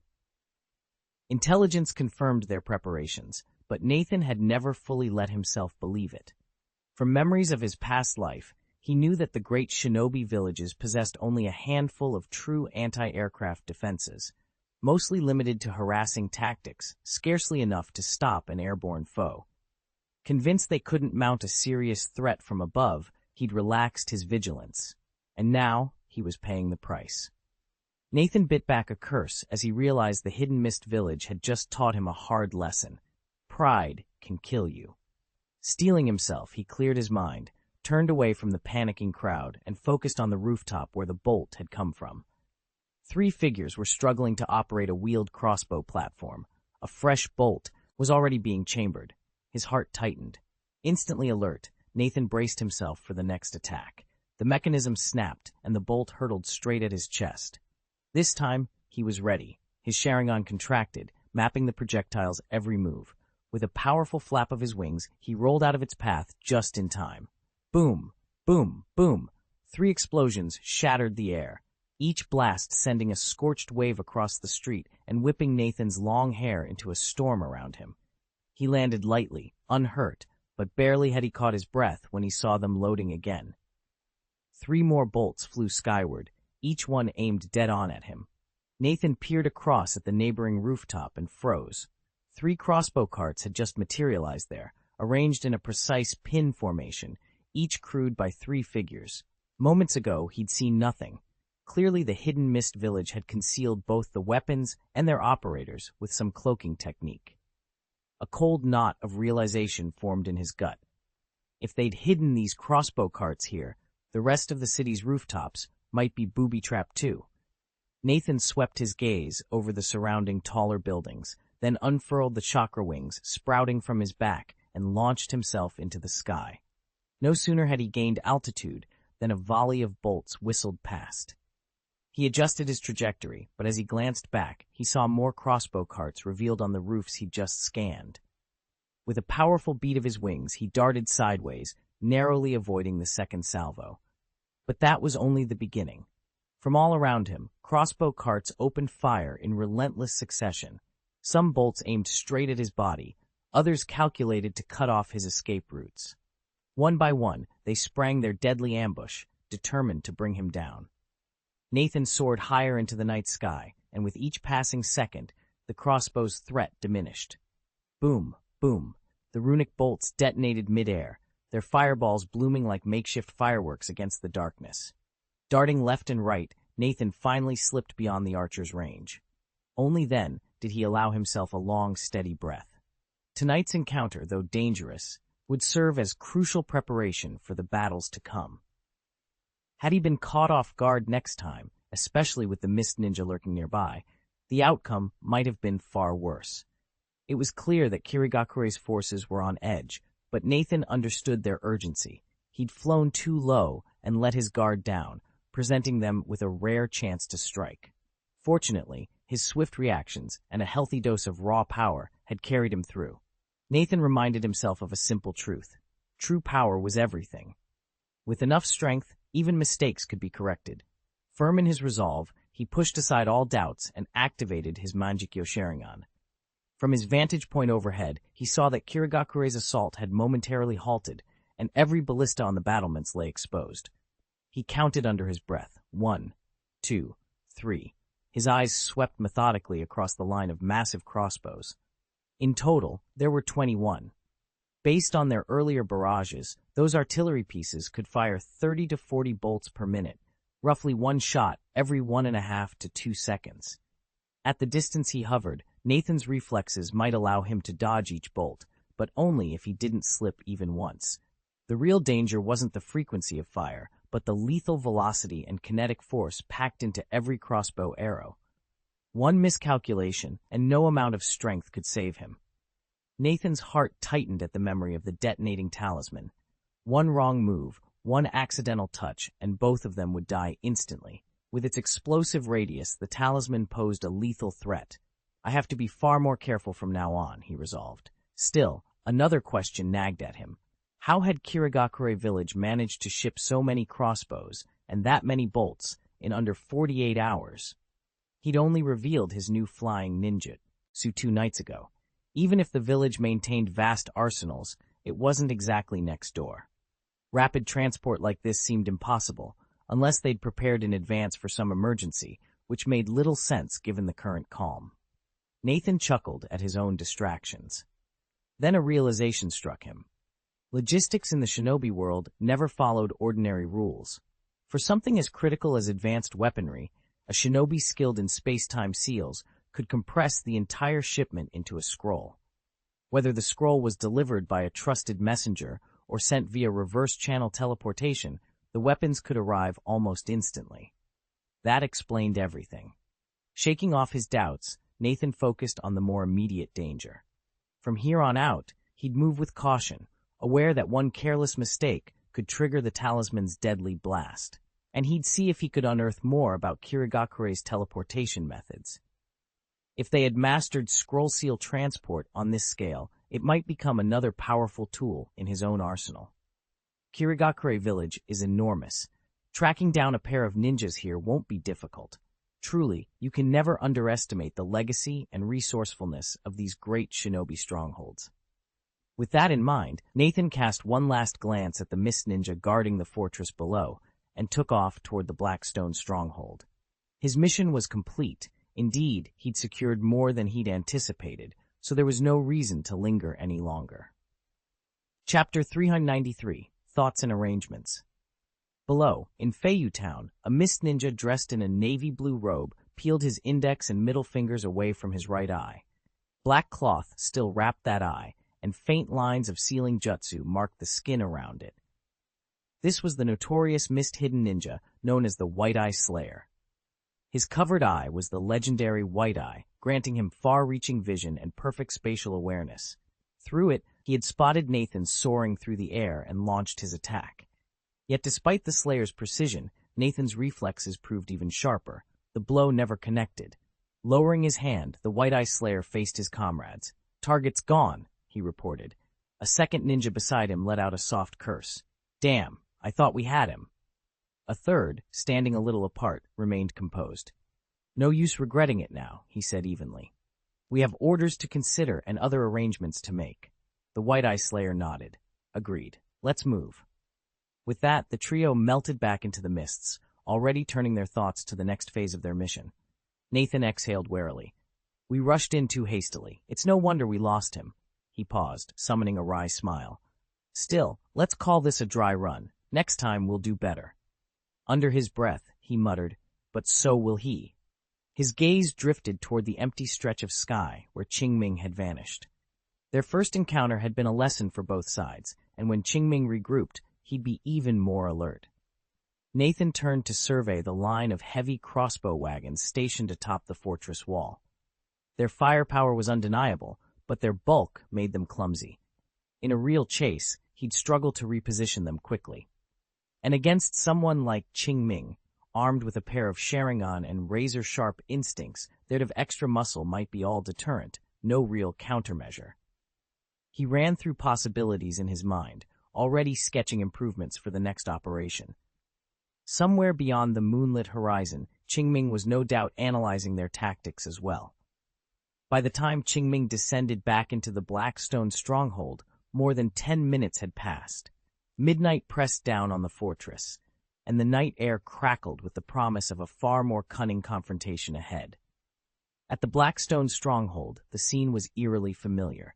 Powerful floodlights sliced through the darkness, just as they had at the Flying Fish Town outpost. Ninjas strode along the ramparts in steady patrols, while operators manned the consoles of the command center without a moment's rest. In these hours before open war, the concept of day and night had vanished. Both sides remained perpetually on guard. Nathan didn't waste a second. He handed over the newest intelligence reports and, with a steady voice, revealed a startling discovery. Scouts from Hidden Mist Village had somehow procured 21 crossbow carts overnight. He suspected they'd been assembled specifically to thwart him, but he delivered the news without hesitation. His dual purpose was clear. First, he wanted his superiors to understand how dangerous his task had become. Second, by announcing the acquisition so publicly, he hoped to stir hesitation within Hidden Mist's ranks, maybe even prompt them to divert resources toward protecting or even sabotaging their own crossbow wagons. If Nathan could force them into that kind of defensive scramble, he'd gain a precious edge once the real fighting began. Still, he wasn't overly optimistic. Nathan reasoned that no commander of Hidden Mist worth his salt would relax security around such a critical weapon. If their leader was of sound mind, those carts would remain locked down and ready, exactly the outcome Nathan feared.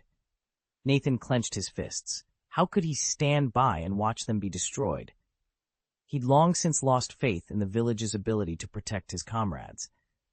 Instead of waiting for a miracle, he'd use his next reconnaissance mission as an opportunity to strike, take out a few enemies himself. Direct sabotage was one route, but there was another, subtler option. Mastering a ninjutsu that hid his very presence. If the enemy couldn't see him, they couldn't attack, and he'd remain safe. What Nathan didn't realize was that the shinobi who'd spotted him tonight was none other than Qing, wielding the Byakugan. No matter how sophisticated his invisibility jutsu, it would be useless against the White Eye's penetrating vision. Still, not everyone possesses the Byakugan, and Nathan wasn't pursuing concealment solely for this war. Knowing he'd been discovered tonight only steeled his resolve to master stealth.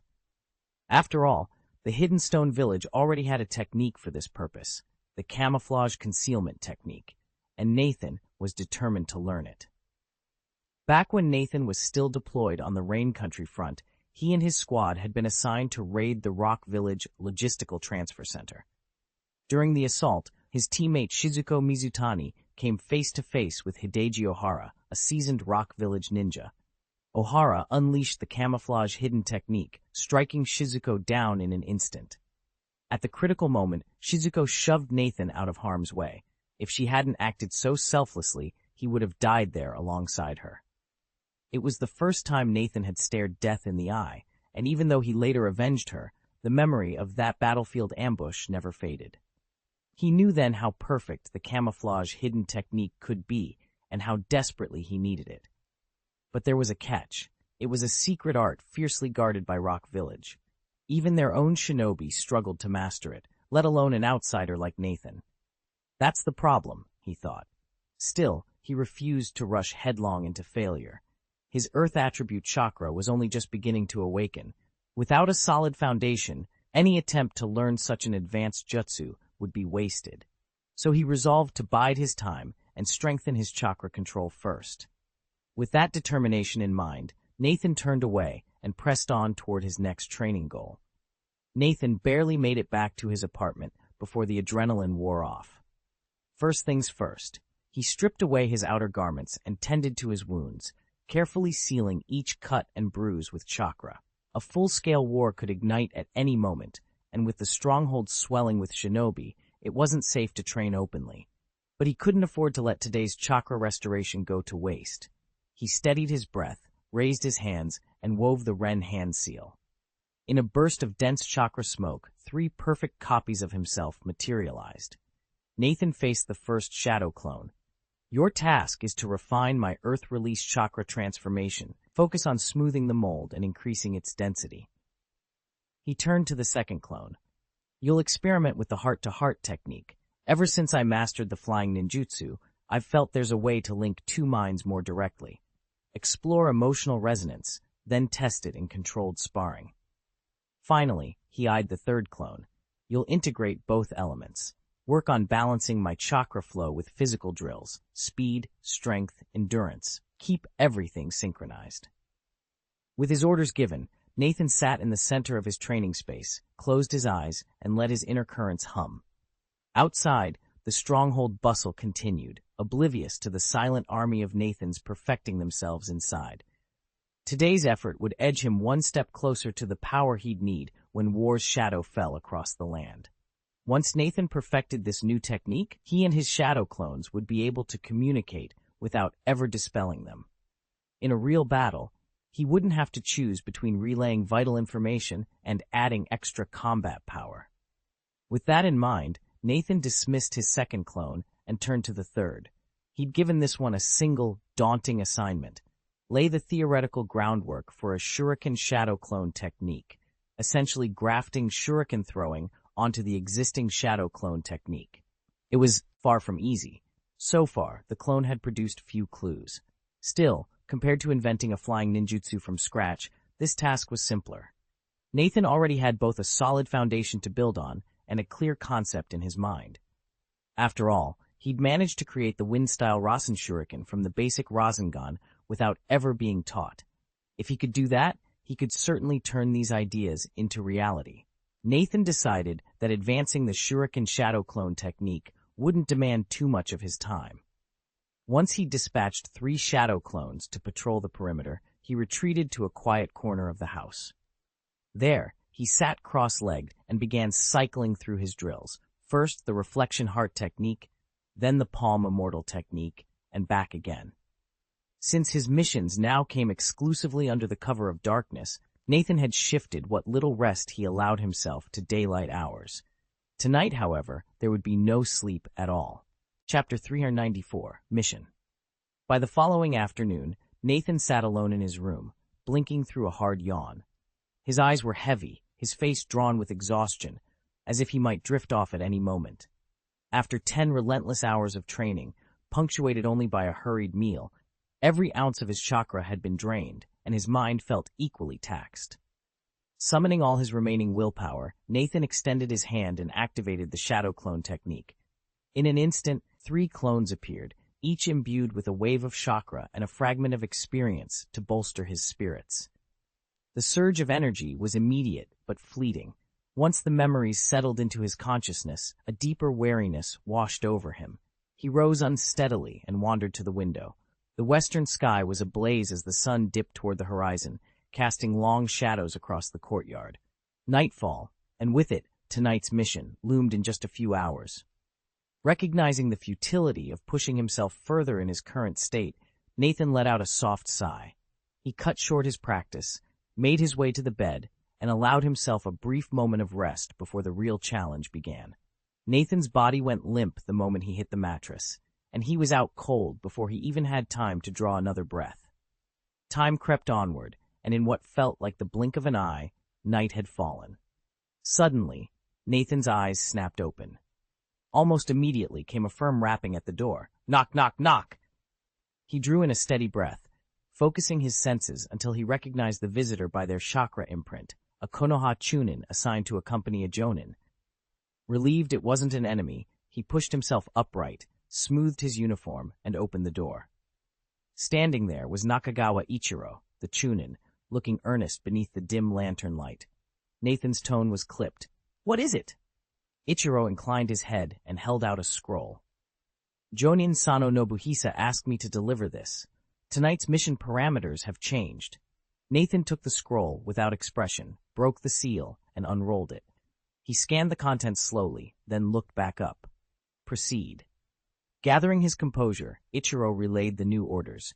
We've just received intelligence that enemy reinforcements may be arriving in Kirigakure tonight. Captain Nobuhisa wants us to intercept them before they slip into the village. Nathan nodded once, folding the scroll with precision. Understood. Prepare the team. We move at midnight. With that, he stepped aside to let Ichiro pass, already shifting his mind into mission mode. The night air at the threshold felt colder than usual, ominous, as though warning them all that this operation would be anything but easy. Captain Hayato's voice was low and urgent. Nathan, I need you to verify this report. Tell me if it's true or false. If it's true, I want an estimate of their numbers and strength. He paused, then added, and don't forget, the enemy's possible routes are detailed in that scroll. Nathan nodded, though he felt a twinge of frustration at the vague intelligence. He unrolled the parchment on the table and leaned forward, studying the 3 inked paths that snaked across the map. Each led from the Mist Village's forward base toward our border, but they diverged so widely that the scouts couldn't be sure which was the real approach. It matches what you told me, Nathan said finally. There's definitely a contingent of Mist Ninjas moving out tonight, but we have no solid figures on their numbers. He tapped the scroll. These 3 routes, only one is likely correct. The spies who leaked this are low-ranking. Their info is too unclear to rely on. Because they're so far apart, the only way to check them all in time is with aerial reconnaissance. Captain Hayato let out a slow breath. Which means you. Nathan met his captain's gaze without flinching. Exactly. My glider can cover each path before dawn. By then, we'll know which route they've chosen and how many are coming. Hayato nodded, relief and trust flickering in his eyes. Good. E. Swift. Report back as soon as you've confirmed their approach. Nathan rolled up the scroll, slung his equipment over his shoulder, and slipped into the evening breeze. In his heart, he already mapped the 3 trails he would soon scout, knowing that uncovering the enemy's true path could mean the difference between victory and disaster. Nathan surveyed the gathered shinobi with calm confidence. Even if any of them spotted him, escape wasn't a concern. He could simply take to the skies. Ballista bolts and crossbow quarrels were useless against someone who could vanish overhead. Kirigakure's sudden deployment in Feiyu-town the previous night had thrown him for a loop, but Nathan hadn't forgotten one crucial fact. The only approach from the forward base was by sea. In other words, anyone on the water armed with a crossbow couldn't target him once he was airborne. That realization eased his mind. He carefully rolled up the mission scroll and handed it back to Ichiro Nakagawa. All right, Nathan said, his tone measured. I've got the details. You're dismissed. Yes, Jonin Nathan. Nakagawa bowed crisply, then turned and departed. Once the young shinobi slipped from view, Nathan stepped into the small quarters he'd secured. He washed off the grime of travel to clear his head, then downed a simple meal to steady his nerves. Preparations complete, he donned his cloak and checked his gear one last time. An hour later, Nathan strode through the bustling docks of Feiyu-town, his destination set, the land of waves. Underneath his calm exterior, he was already planning how best to infiltrate and how to vanish without a trace if things went awry. Nathan hovered in the sky, his 3 Magatama Sharingan glowing in the moonlight as he scrutinized the ocean below. He'd been up here for nearly half an hour, combing over every ripple and current for any sign of the Mist Ninja, and he'd covered more than 10 kilometers with nothing to show for it. So this route was a decoy, he muttered. Just as he prepared to move on, a sudden impulse made him pause. With a controlled dive, he plummeted toward the waves. Mid-descent, his chakra wings vanished. Drawing on his elemental chakra, Nathan unleashed Wind Release, Wind Wings. Crossing his hands in the Ren seal, he performed the Shadow Clone technique. In an instant, a second Nathan emerged from a burst of misty chakra. The real Nathan gave his clone a curt nod, and together they wove through another series of seals. Moments later, each of them sprouted a new pair of transparent, razor-edged chakra wings. 2 whooshes of slicing wind echoed through the night as they shot back into the sky, doubling their search area with twice the speed and twice the vigilance. Nathan and his shadow clone sprang back into the air. The duplicate, hovering over the first sea passage, to watch for any Kirigaku reinforcements, while Nathan pressed on toward the next route. He'd gone to the trouble of landing on the ocean just to perform the clone technique. His wind style, wind wings, wasn't yet smooth enough to split a shadow clone in midair. Although he'd nearly reached level 4 after last night's marathon flight, he still lacked the finesse to generate chakra wings and a clone at the same time. Touching down on the water was awkward and slow. Once his wind style climbed another rank or two into level 4 or 5, this maneuver would be far easier. With that thought in mind, Nathan flexed his wings and shot off into the distance. 30 minutes later, he completed a cursory search of the second route and found nothing. Following his routine, he left another shadow clone behind to keep watch, then veered toward a third corridor. Again, Nathan discovered no signs of enemy movement, but he felt no urgency. Calmly, he prepared to continue his patrol. Now that all 3 routes were firmly under his control, Nathan only needed to be patient. With nothing pressing on his schedule, he decided to focus on mastering the heart link technique, a skill he was tantalizingly close to perfecting. Once successful, it would allow him to synchronize effortlessly with his 2 shadow clones. With that goal in mind, Nathan sifted through his memories, piecing together every detail he'd learned so far. After a moment's reflection, he rose and retraced the path his shadow clones had once taken, forging ahead down the familiar trail. Chapter 395, Success and Discovery. Minutes slipped away as Nathan sank deeper into a trance. His awareness of the outside world faded almost to nothing, replaced by a surge of memories and experiences drawn from his countless shadow clones. Each recollection surfaced like a guiding beacon, steering him through the final stages of the new ninjutsu. It felt less like hard work and more like divine intervention. He had stood on the brink of mastery, and now, at last, he was about to cross over. Time stretched and blurred until, at a single moment, Nathan's eyes snapped open. A sudden spark of light danced in his pupils. For an instant, he simply stood there, dazed and breathless, before gathering himself. He lifted his hands and began to form the seals with painstaking precision. Chakra coalesced around him, pulsing under his skin. Following the subtle currents of energy he'd learned to perceive in total darkness, he poured every ounce of concentration into the technique. This was it, the art of heart-to-heart communication. The world hushed as he completed the final seal. Then, almost imperceptibly, a voice resonated inside his mind. Did it succeed? Nathan froze. The voice was his own, but not truly his. It belonged to one of his shadow clones stationed miles away, now linked to him by pure thought. He had done it. Nathan settled deeper into his meditation, then silently affirmed the question that had lingered in his mind. Yes, I'd mastered the heart-to-heart technique. A moment later, his shadow clone's voice answered him across the distance. Too bad you can't learn it yet. You'll have to wait until our next fusion. Understood, Nathan replied. He paused, then asked, what about your search? Any sign of the missed ninja?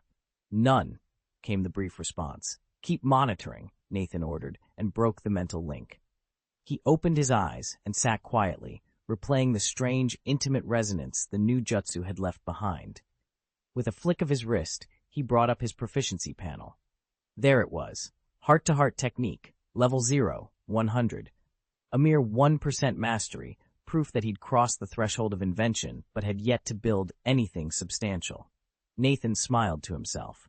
The only reason he'd been able to contact his clone over dozens of kilometers was their inherent bond, which had acted as a natural conduit and saved him countless hours of effort. Now, with the first step taken, he was ready to push that bond, and his technique, even further. Nathan's first priority when developing this new ninjutsu was to reinforce the mental bond between his original body and its shadow clones. Now that he's succeeded, his control over that link is nothing short of remarkable. Of course, at this stage, he can only forge the connection within himself. Any attempt to reach another person, someone with whom he has no inherent bond, still ends in failure. Only when he truly advances to level 1 and fully activates his heart-to-heart technique will it function like the Yamanaka clan's legendary mind link. Determined to hit that next milestone sooner, Nathan summons a third shadow clone. With 3 bodies to work through, he can drill the precise synchronization exercises the heart-to-heart technique demands. He also continues to refine his other two projects, the heart-reflecting technique and the palm immortal technique. Progress on the heart-reflecting skill is steady but slow. At this rate, his Meikyo Sharingan will need another 2 to 3 months before it evolves to the next tier. The palm immortal technique, however, has already shown dramatic improvement. After relentless day and night practice over the past 48 hours, his hand seals are crisper and his chakra flow far more refined. Nathan's body had reached a critical point in its transformation. He reckoned that within a day or two, he could attempt to awaken his Mangekyo Sharingan and employ its human control ability to steer his evolution. With that goal in mind, Nathan threw himself into his training. Before he knew it, the night had deep Ned. Over the second sea route, Nathan's shadow clone hovered, both scouting the ships below and refining his wind release, wind wings technique. Mastering wind wings, much like the Rasengan, relies on two key ingredients: relentless repetition and sustained jutsu activation. Because flight is an intrinsic effect of wind wings, simply keeping the clone aloft continuously honed its skill. Introducing acrobatic maneuvers in midair further accelerated the learning curve. It was this very method that had propelled Nathan's proficiency to new heights over the past 2 days, while conserving his chakra reserves. Nathan hovered high above the crashing waves, cycling through his 3 daily drills, the reflection heart technique to advance his Sharingan, the palm immortal technique to reinforce his body, and experiments with fresh ninjutsu. Ordinarily, his chakra output was so modest that without an energy sink like wind style, wind wings, half of his daily recovery simply dissipated unused. But now, by channeling surplus chakra into honing wind wings, even wasted energy felt more worthwhile. He guided a gust of wind to swirl around his forearm, testing its lifting force, when his Sharingan abruptly snapped open. Peripheral motion caught his eye, 4 massive warships gliding in tight formation at the horizon. "Kirigakure warships," he whispered, heart tightening at the sight of their distinctive symbol. Nathan's hand darted toward his comlink as he prepared to summon a shadow clone and alert headquarters. A single hand seal was all he needed, until an imperceptible surge of energy traced itself through his chakra network, clamping down on him like an invisible chain. Nathan froze. His chakra signature pinched rigid, preventing any molding of the basic seals for the shadow clone jutsu. Someone, or something, had just locked onto him, and now he was trapped. Nathan's heart skipped a beat as he suddenly remembered the 3rd shadow clone, one he'd set aside to sharpen his mind-connecting technique. He'd been so absorbed in mastering wind style, wind wings, that he'd dismissed the occasional psionic link. Now, that clone had reached out to him again. He forced himself to act quickly. "Wait!" he shouted in his mind. Instantly, the disconnection halted. A familiar, calm voice flowed through the newly stabilized channel. "What is it?" "I've detected traces of the mist ninja nearby," Nathan replied without hesitation. "Understood. I'll inform the original body right away." Okay. The link faded away, only to be replaced a heartbeat later by a new mental bridge, this time opened by the real Nathan, the main consciousness. The voice rang with authority. "Report. What's the situation on your end?" Nathan's pulse quickened. "I see 4 warships cloaked in mist, arrayed just beyond the reef. They're using an advanced concealment jutsu, almost invisible unless you know exactly where to look." 4? The main Nathan's tone sharpened. "How close are they?" "Too close," Nathan admitted. "They're moving into formation as we speak." There was a brief, tense silence. Then the original Nathan spoke, steely resolve in his words. "Very well. Hold your position and keep them in sight.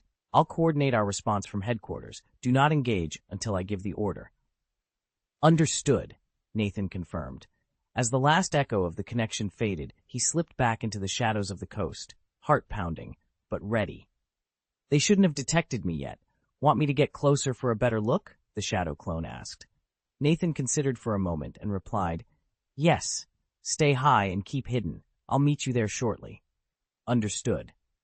With that, the clone slipped into the mist and headed toward the warship. Nathan, gathering all his strength, raced after it at full speed. Chapter 396. Surprise. Under cover of night, Nathan sent his shadow clone drifting over the silent formation of 4 Kirigakure warships. There wasn't a single lantern lit on their decks, but the Sharingan's enhanced perception cut through the darkness. Still, from this height, the best he could do was note the shapes of figures moving along the ship's sides and upper decks. He had no way of gauging their strength or numbers with any certainty, and sneaking in closer risked exposing his presence. A pang of frustration hit him. If only he had Byakugan. Its near 360-degree field of vision and ability to see through opaque barriers would let him count every shinobi aboard these vessels and read their chakra signatures. He'd gain a decisive edge. A fleeting thought spurred itself through his mind. Perhaps it was time to seek out a white-eyed user and learn from them. Nathan studied the water's surface below. A faint ripple caught his eye beyond the row of warships. Someone was swimming toward the convoy, using water currents to stay silent. The intrusion of that lone figure, his pale, unblinking gaze, gave Nathan an idea. If he could make contact and possibly claim that coveted dojutsu, his reconnaissance mission would become infinitely easier. With a silent nod to his clone, Nathan prepared to track this unexpected wanderer and turn tonight's reconnaissance into an opportunity far greater than mere information gathering. Nathan pressed down the swirl of thoughts chasing each other through his mind. For now, he pushed them aside, flexed the small wings sprouting from his back, and took off after the Kirigakure warship as it drifted farther into the mist. 20 minutes later, he returned in his true form, swooping down at the rendezvous point where his shadow clone awaited him. "How's the situation?" Nathan asked without preamble. "See for yourself." The clone raised an arm and dispelled its own form. In an instant, memories flooded Nathan's mind, fragments of the Fog Ninja's daily routine, defensive maneuvers, patrol patterns. Nathan closed his eyes to sift through the incoming images. When he opened them moments later, his expression was calm. If you get a chance to glean anything from Bai Yan Qing, go for it. Then he shut his eyes again, focusing on what little he'd learned. The shadow clone had never gotten close enough to collect detailed intel, so Nathan's understanding of Kirigakure's Mist Ninja was still rudimentary. Now it was his turn to move in and fill in the blanks. Nathan focused his chakra to perform the mind link technique, severing the clone's shadow duplication jutsu and reabsorbing its chakra. In an instant, that wave of returning energy washed through him, carrying with it the clone's final memories. He closed his eyes to steady himself, and when he opened them again, a bright smile lit his face. He had expected only to strengthen himself, but as the memories settled, he realized why. His wind release, wind wings technique, had just advanced to level 4. The moment the upgrade registered, Nathan felt his understanding of the jutsu deepen dramatically. Still, ever the perfectionist, he inspected the chakra wings sprouting from his back and found them wanting. Below him, the Kirigakure warship drifted silently on the moonlit sea. With a thoughtful glance, Nathan summoned more chakra into his wings. They shimmered once, then beat in unison, and before long he was gliding away into the night, each flap carrying him toward his next challenge. Nathan soared more than 10 kilometers away. Once he was certain the Mist Ninja couldn't sense his presence, he touched down on the ocean's surface and activated his wind release, wind wings. Without another word, he formed the required seals, gathered his chakra, and unleashed the upgraded wind escape, wind wings technique. In an instant, a pair of pale cyan chakra wings sprouted from his back. Compared to level 3, these new level 4 wings were noticeably more compact. Each wing measured just about a meter long, still a bit large for his frame, but far better proportion than before. Nathan flexed them experimentally, flapping a few tentative beats. The wings responded swiftly, more nimbly than he'd ever experienced. To gauge their true limits, he shot into the sky and pushed the wind escape to its extreme. The roar of rushing air filled his ears as he rhythmically beat his wings, carving arcs above the waves. After several high-speed passes, he finally touched down to evaluate the results. The verdict? Not bad at all. Nathan hovered a few meters above the training grounds, flexing his newly upgraded wind wings and noting the most important changes. First and foremost was flexibility. Compared to his old level 3 wings, these moved with far greater precision. He could now twist and bank on a dime, weaving through the air in ways that would leave an attacker struggling to predict his path.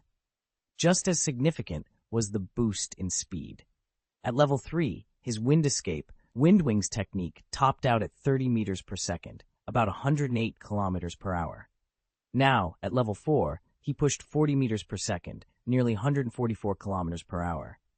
It still fell short of a commercial airliner's cruising velocity, but it outpaced most cars on the highway. With this edge, Nathan could reach any point in the battlefield in far less time. Lastly, he checked chakra consumption. The upgrade had made the technique slightly more efficient, though the change was subtle. It hadn't compromised his endurance or practicality in combat, which left him quite pleased. His only regret? Even at level 4, he still couldn't grant a shadow clone its own set of chakra wings. That capability would have to wait until wind-style wind wings reached level 5. With a quiet nod, Nathan accepted the challenge. He knew exactly what his next goal would be. Nathan let out a soft sigh. "What a pity," he murmured, shaking his head to banish the thought. Having wrapped up his personal affairs, he spread his wings and launched himself toward the Kirigakure warship. There, he would carry out the mission the village had entrusted to him. A few minutes later, on the deck of that very ship, a mist nin of Chunin rank stood guard beneath the pale moonlight. Suddenly, he felt an odd dimming of the lanterns overhead, as if something had passed between him and the glow. He tilted his head back and froze. High above, a vast winged silhouette cut across the sky, its body too streamlined, too deliberate to be any ordinary bird. Instinct prickled at him. He squinted through the darkness, and his blood ran cold. Beneath those sweeping black wings gleamed 2 burning scarlet eyes, each ringed by 3 dark magatama. No, it can't be. His throat went dry. Sharingan? Panic spiked through his veins. He opened his mouth to shout a warning, but before a single syllable escaped, those cruel eyes locked onto him, weaving a potent genjutsu that stole away his will. The Chunin's limbs grew heavy, sound faded to a distant hum. Seizing the moment, Nathan wasted no time. With a silent thrust of power, he accelerated to a blur and dove toward the deck, the trapped ninja helpless beneath him. "Who goes there?" One of the mist ninja barked the warning and hurled a kunai. Nathan merely tilted his head, letting the blade zip past him. In one fluid motion, light and precise as a dragonfly skimming water, he sprinted across the ship's deck, vaulted the railing, and in an instant had his quarry subdued. The captive was none other than the Kirigakure Chunin he'd ensnared with his genjutsu, Sharingan. Nathan's approach had been ruthless in its efficiency. Secure the ninja, extract the needed intelligence, and vanish without a trace.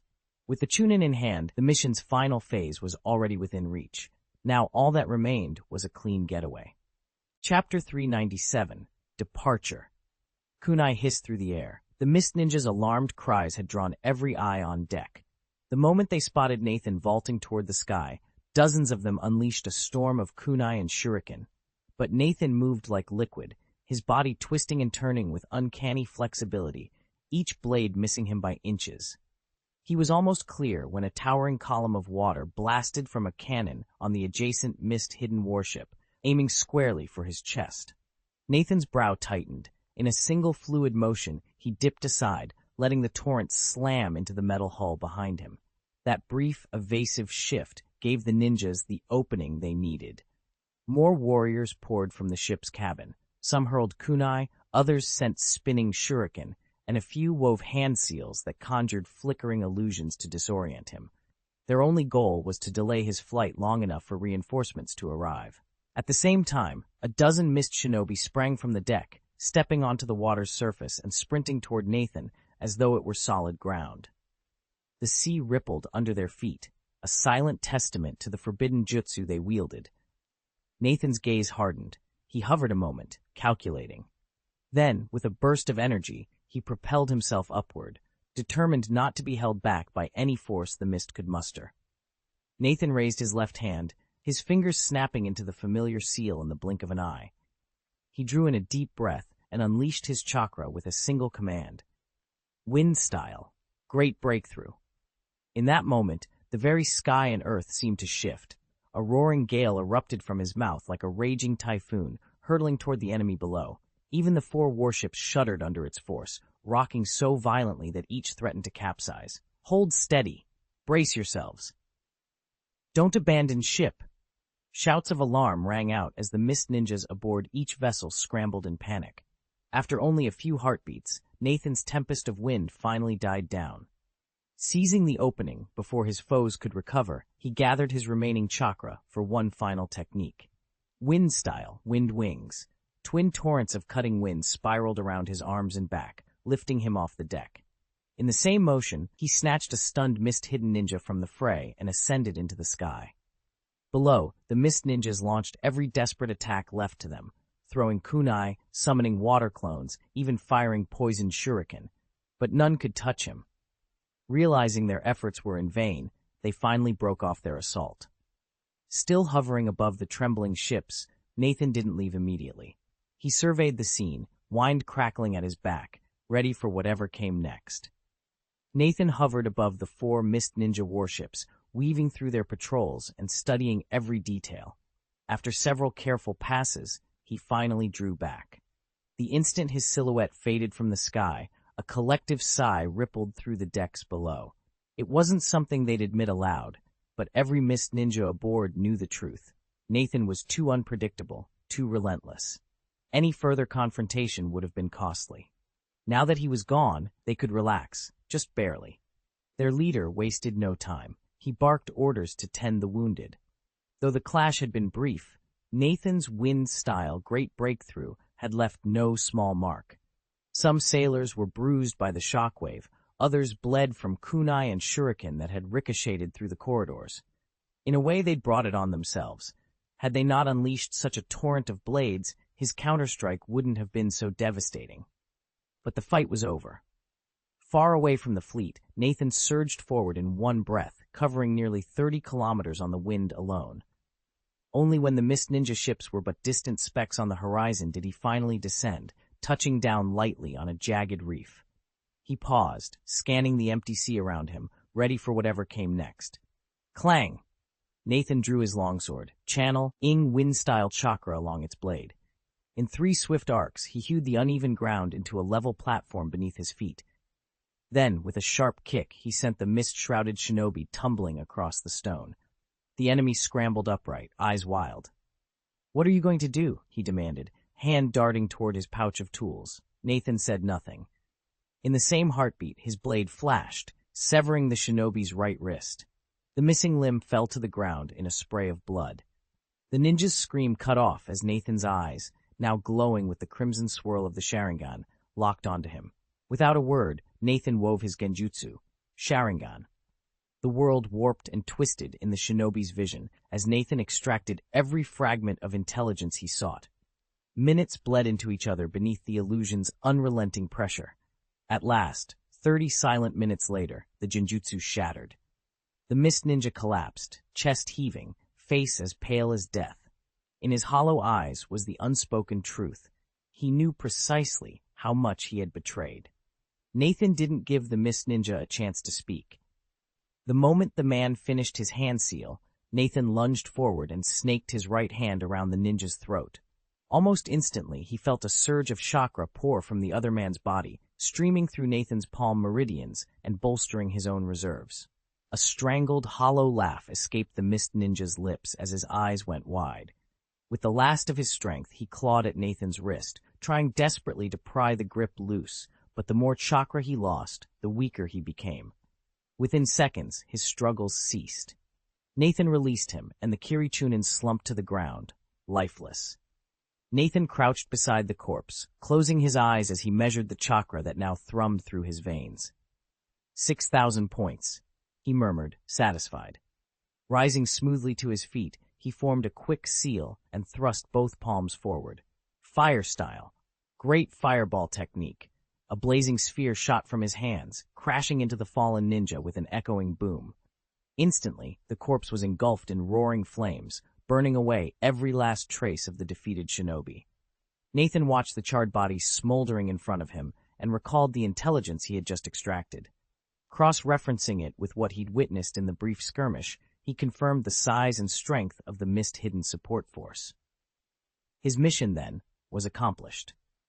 He waited until the ninja's body turned to ash, formed a hand seal, and activated wind style, wind wings. With a powerful flap, he lifted into the sky and set his course for the Blackstone stronghold. Half an hour later, high above the rugged landscape near the stronghold, Nathan suddenly veered 90 degrees off course. A new idea had struck him. Minutes later, he spotted a cluster of jagged reefs far below. Glancing around to ensure he was unobserved, he descended swiftly and formed another seal. Wind style, wind blade, he called. A massive blade of cutting wind sliced through the rocks, reducing them to rubble. Nathan landed lightly on the flattened outcrop, nodded in satisfaction, and prepared for the next move. He shaped his hands once more and unleashed the shadow clone technique. In an instant, a burst of chakra smoke filled the air, and several identical shadows of Nathan sprang into being around him, each one poised, alert, and ready to carry out his orders. Nathan wasted no words. He issued his instructions to his shadow clones, ordering them to continue their drills here, then turned and made his way back to the base. He was ready to return to his old routine, using the clones to multiply his training and speed up his progress. He deliberately avoided this regimen over the past 2 days. With war looming, he couldn't afford distractions, and the base was far too crowded for effective practice.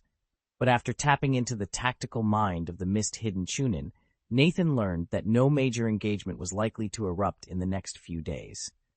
Even he'd perfected his new heart communication technique, giving him the ability to stay in constant contact with his shadow clones over long distances. With that reliable link in place, he could fully leverage his chakra reserves without worrying about communication breakdowns. Satisfied with the timing and the method, Nathan set his plan into motion. Chapter 398, Promotion. September arrived in the blink of an eye. Since Nathan reported the strange findings 2 days ago, no new missions had come his way. Apart from his routine reconnaissance flights over Feiyu Town, where he kept watch on the Mist Ninja, he devoted every spare moment to training. His determination finally paid off. That very noon, Nathan completed another round of refinements to his Palm Immortal technique.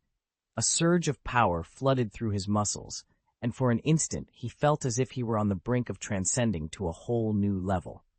He knew, of course, that this was only an illusion. His physical foundation had already reached its current ceiling. In theory, one more leap would catapult him into uncharted territory, but such a leap required raw talent and the right circumstances. Without them, hope was nothing more than wishful thinking. Most cultivators stuck at this stage simply ground away, inching forward day after day. Nathan, however, wasn't most cultivators. He had something they didn't, the human control technique. And with it, the next step in his cultivation might not be as distant as it seemed. Nathan's heartbeat quickened as he summoned his Mangekyo Sharingan.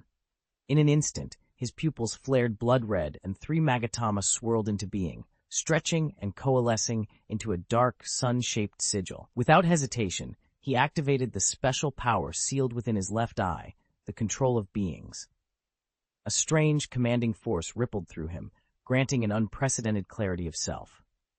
Focusing his mind, Nathan began to weave the Palm Immortal technique, channeling its yang release chakra throughout his body. He guided that energy toward a single goal, evolutionary transformation. A sudden crack rang in his ears, like iron forging itself anew, as the condensed chakra shattered the invisible constraints bound within his cells. Warmth spread from his core outward, each nerve and muscle suffused with invigorating power. It felt as if he were bathing in a hot spring of pure energy, soothing, empowering, limitless. When the sensation subsided, Nathan opened his eyes, aware that he had broken through his former limits, and was already evolving toward something greater. Nathan groaned softly, released his human control ability, and closed his Mangekyo Sharingan. He let his body shift on its own, following instinct, and gradually allowed his eyes to drift shut. Time stretched on. 15 minutes later, Nathan finally opened his eyes and flexed his limbs. It felt as though invisible shackles had fallen away, leaving his entire body wonderfully unburdened. This was no illusion. His transformation had pushed back his former physical limits, creating room for even greater growth. It was like inhaling fresh air after nearly losing consciousness, pure, effortless relief. Panel. At a thought, Nathan summoned his proficiency display. In an instant, the familiar pale blue interface materialized before him. Uchiha Nathan, age 12 attributes, physique 19, up from 18, spirit 20, chakra 109,172, previously 94,772, 197, bloodline Sharingan Mangekyo 12,880, 50,000. Techniques and skill levels, chakra refining technique, level 5, 2,630, 5,000, Rasen Shuriken, level 7, 20,000, wind style, wind wings. Level 4, 652,000. Water style, water wall. Level 6, 7,360/10,000. Water style, water dragon bullet. Level 6, 7,150 10,000. Water style, big shark bullet. Level 5, 3,000 to 5,000. Shadow clone jutsu. Level 5, 1,025 5,000. Chakra absorption. Level 6, 820, 10 Resingen. 7, level 7, 800. Heart opening technique, level 2, 25,500. Palm immortal technique, level 8, 28,500 and 50,000. Chakra scalpel. Level 6, 4,500, 10,000. Microscopic extraction technique, 5, 4,001, 5,000. Heart technique, level 8, 15,299. Instant sword technique, 6, 5,500. Chakra control, level 5, 4,550, 5,000. Perfect skill, illusion sword technique, level 7, maxed. Unsurprisingly, as his body worked through the transformation, Nathan's physique attribute crept up another point, going from 18 to 19. Nathan tuned into the subtle currents within his body, estimating that the recent rise in his physique attribute had boosted his chakra capacity by roughly 70,000 points.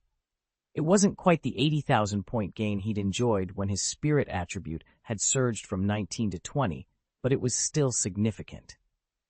His chakra ceiling had climbed from 320,000 to 390,000, and his recovery rate had improved alongside it. With physique now at 19, up from 18, his body could withstand greater internal strain. That meant he could sustain the chakra refining technique for even longer each day. Closing his eyes, Nathan slipped into the familiar meditative state and began channeling his chakra. 1 minute passed, then 2, then 10, 20, before he realized a full hour had gone by. He opened his eyes and allowed himself a small, satisfied nod. Thanks to his improved physique, he could now passively run the chakra refining technique for up to 16 hours straight, an extra hour of refinement added to his daily endurance. After an hour of rest, Nathan discovered his natural chakra regeneration had increased by 2,000 points per hour. A quick glance at his status panel and a few mental calculations told him that translated into an extra 50,000 points each day, boosting his total daily recovery from 200,000 to 250,000. It wasn't quite the 54,000 point jump he'd seen when his spiritual attribute first blasted past 20, but that had been a major milestone. This time, only his physique inched closer to the next threshold, so a smaller gain was perfectly normal. Once physique finally cracked 20, he'd get another dramatic surge, but those were concerns for the future. Right now, Nathan needed to decide how to spend the extra 52,000 chakra points at his disposal. He scanned his skill bar: wind release, wind wings, the art of connecting hearts, and the shadow clone technique. He could safely postpone the first two. It was the shadow clone technique that demanded his immediate focus. Nathan's two newest techniques were starved for chakra. Ever since his training routine returned to normal, he'd only allotted a total of 7,000 chakra points to them, far too little to make real progress. It was time for a change. Settling into meditation, Nathan took stock of his reserves. 52,000 points in all. He withdrew 33,000 and divided them evenly between the two fledgling skills. With 20,000 points feeding each technique, they'd now gain roughly 235 proficiency points per day, a dramatic surge compared to before. That left him with 19,000 chakra points to spare.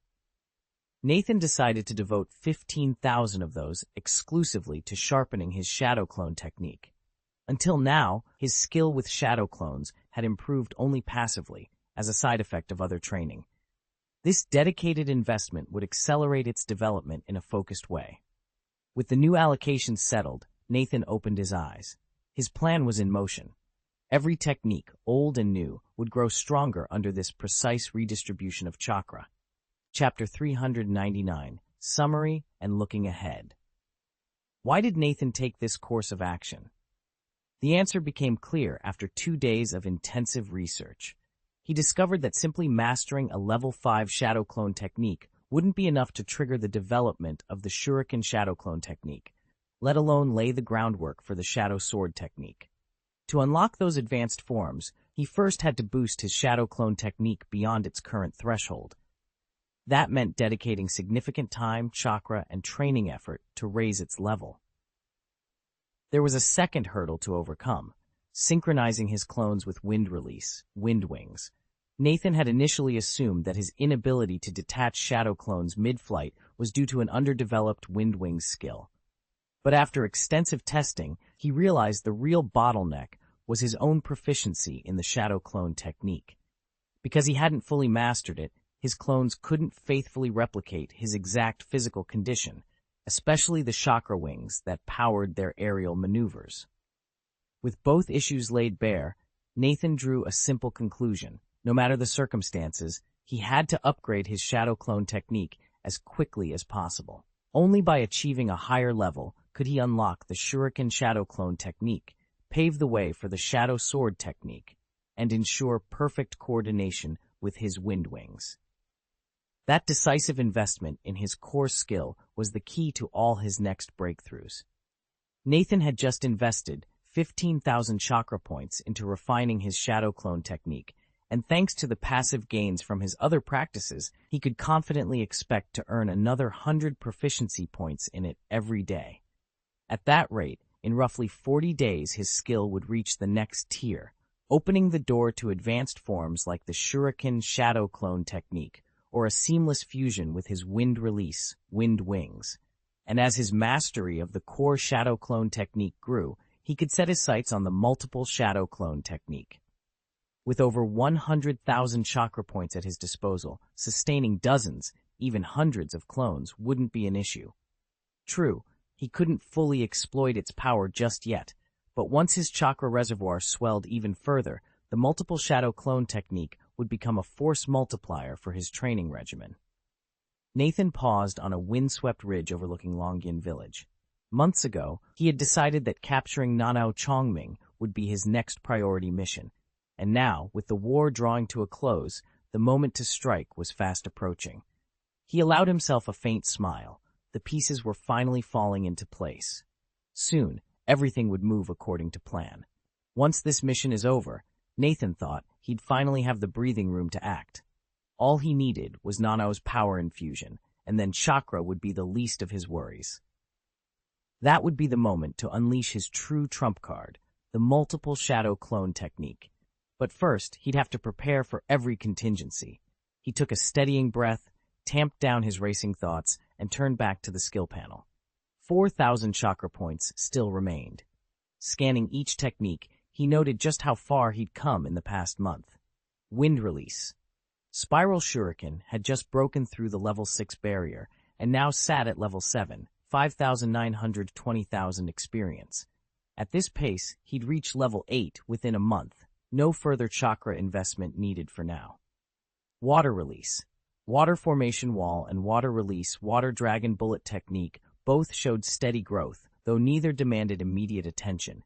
Satisfied with his progress, Nathan logged off the panel. The real work was about to begin. Nathan had surged nearly 7,000 proficiency points in both water release, water formation wall, and water release water dragon bullet technique over the past month. At this pace, he'd reach level 7, the practical ceiling for those skills, in under 2 weeks. That meant each technique would be perfected in less than half a month, freeing up some 40,000 chakra points he could then redistribute elsewhere. But that was a problem for the future. For now, Nathan shifted his focus. He eased his gaze away from the intricate chakra flow diagrams of the water formation wall and dragon bullet and turned instead to the scroll dangling on the wall. Water release, shark bullet technique. Because each casting of shark bullet demanded an enormous chakra investment. He'd only reached proficiency level 5, 3,200 out of the 5,000 points needed for level 6. A grin touched his lips. Once he'd mastered his wall and dragon techniques, he'd have more than enough chakra to pour straight into Shark Bullet. But first things first. Nathan rolled up his sleeves, centered himself, and began channeling his chakra for the next drill. It was time to bring this shark to life. Nathan's eyes swept down the list of techniques, deliberately skipping over the shadow clone technique and the chakra absorption technique. He came to a rest on Rasengan. After a month of dedicated practice, his Rasengan had surged from level 6 to level 7. Now, whenever he formed the spinning chakra sphere, it felt effortless, and he could pack even more chakra into one strike, significantly boosting its power. He noticed, too, that his overall chakra control had edged upward, from level 5, 3,482 5,000, to level 5, 4,550 5,000, putting him tantalizingly close to level 6. Once he crossed that threshold, he'd be able to channel a larger reservoir of chakra into every ninjutsu, further amplifying their potency. This prospect of broad, simultaneous growth thrilled Nathan. Pulling his attention away from the Rasengan, he shifted focus to the 3 medical ninjutsu listed beneath it: Chakra Scalpel, Palm Senjutsu, and Extraction of Minor Troubles. Since he hadn't poured any extra chakra into his Chakra Scalpel, its proficiency remained unchanged, but he was determined that would soon change. After the Eagle Cliff Fortress was sacked, Nathan spent every spare moment using his healing light palm to tend to the surviving Konoha ninjas. This constant practice pushed his healing skill to nearly halfway through level 6. His mastery of both the Palm Immortal technique and the Small Wound Extraction technique also climbed faster than he'd expected, thanks to that flurry of battlefield treatments.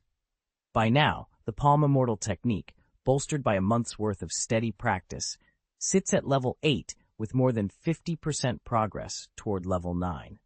The Small Wound Extraction technique has reached 4,100 out of 5,000 points, firmly at level 5, and just 900 points shy of level 6.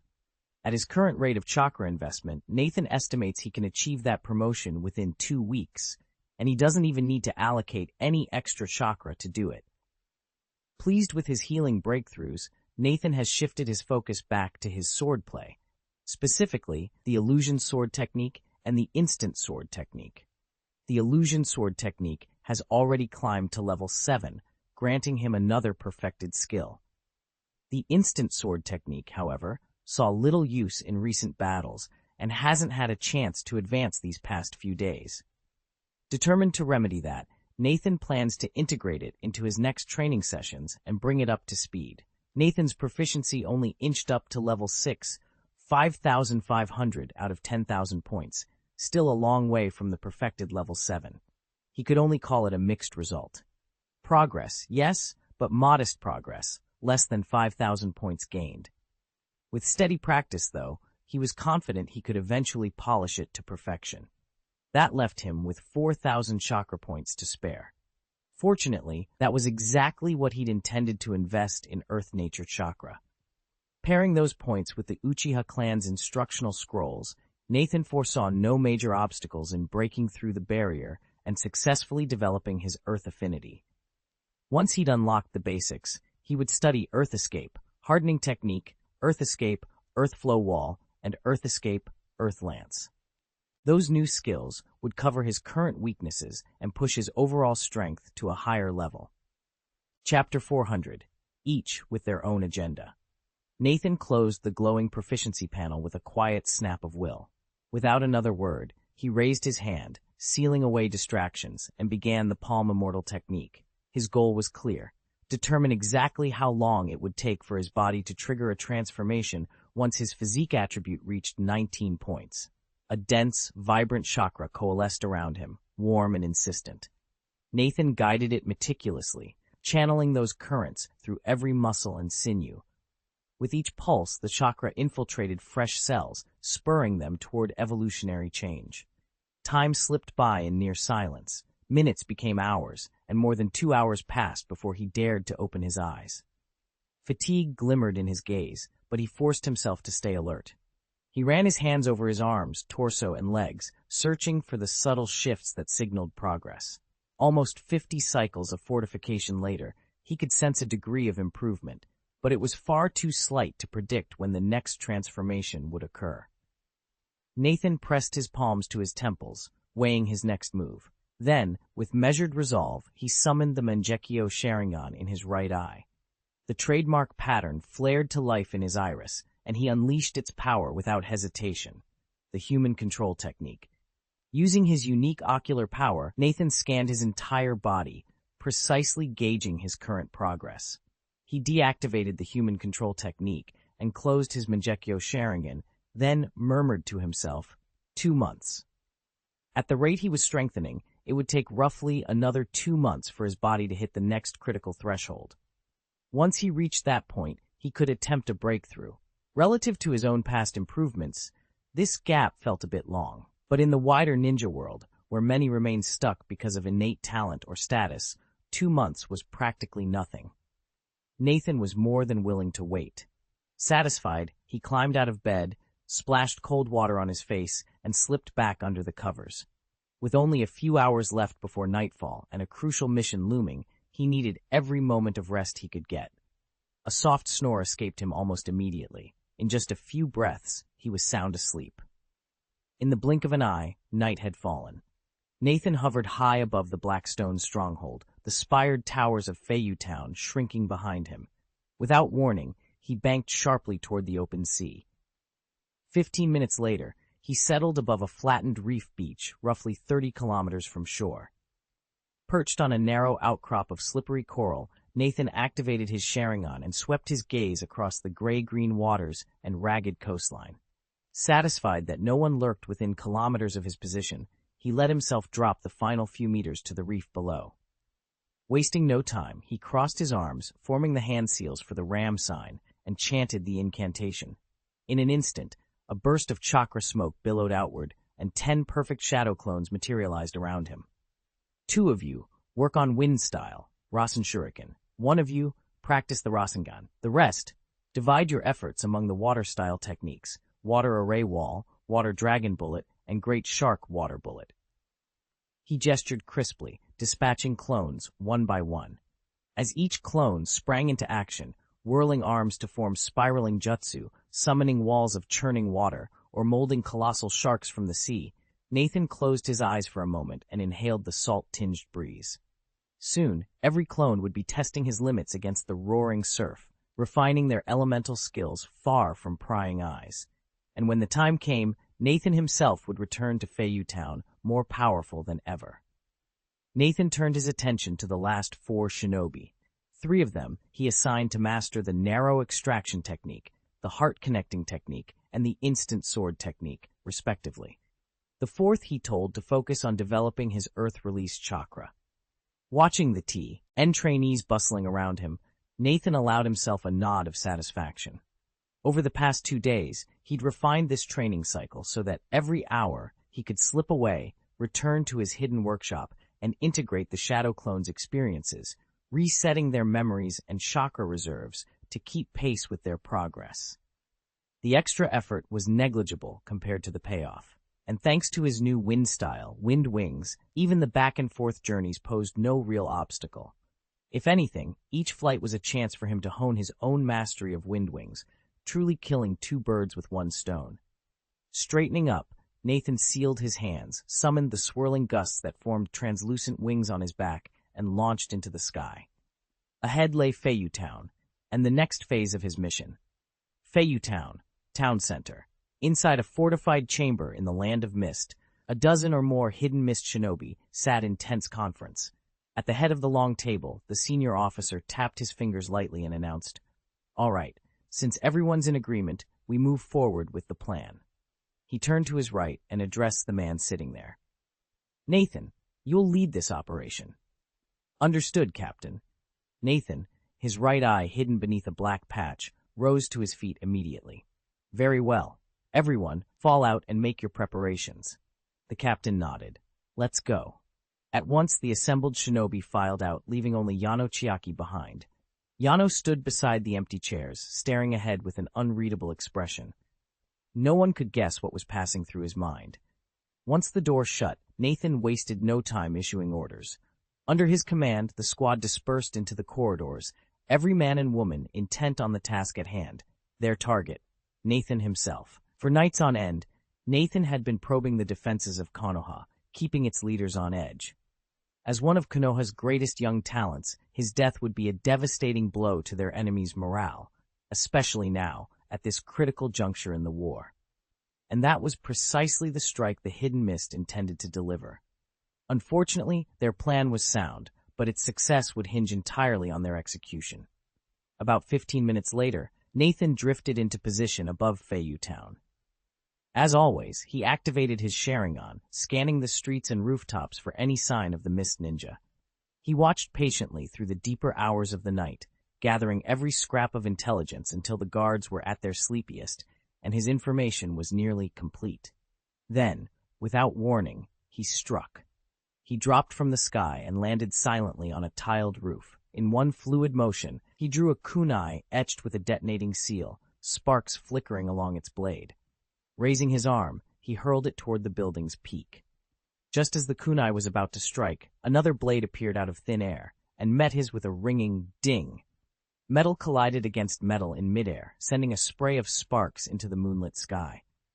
Nathan's kunai was knocked off course, and with a sudden boom, the detonating seal ignited in a flash of brilliant flame. For a moment, Feiyu Town seemed to awaken. Lights flickered on, and every Mist Ninja, whether dozing in their bunkers or patrolling the streets, stepped outside to see what had happened. Yet despite the sudden blaze, there was little panic on their faces. Instead, they simply exchanged glances, then began to fan out, methodically investigating the source of the explosion. It wasn't that the guards had become careless, just complacent. Ever since his reconnaissance mission, Nathan had slipped out before dawn, almost every night. At first, the Mist Ninja on watch had been alarmed. After a few dozen repeat performances, they barely raised an eyebrow. He wasn't out to harass them. His sole objective was to destroy their crossbows. They weren't the deadliest weapons in the world, but they were dangerous enough, and he wanted them gone before the war truly began. Every previous attempt had ended in frustration. Tonight, however, seemed to offer a real opportunity.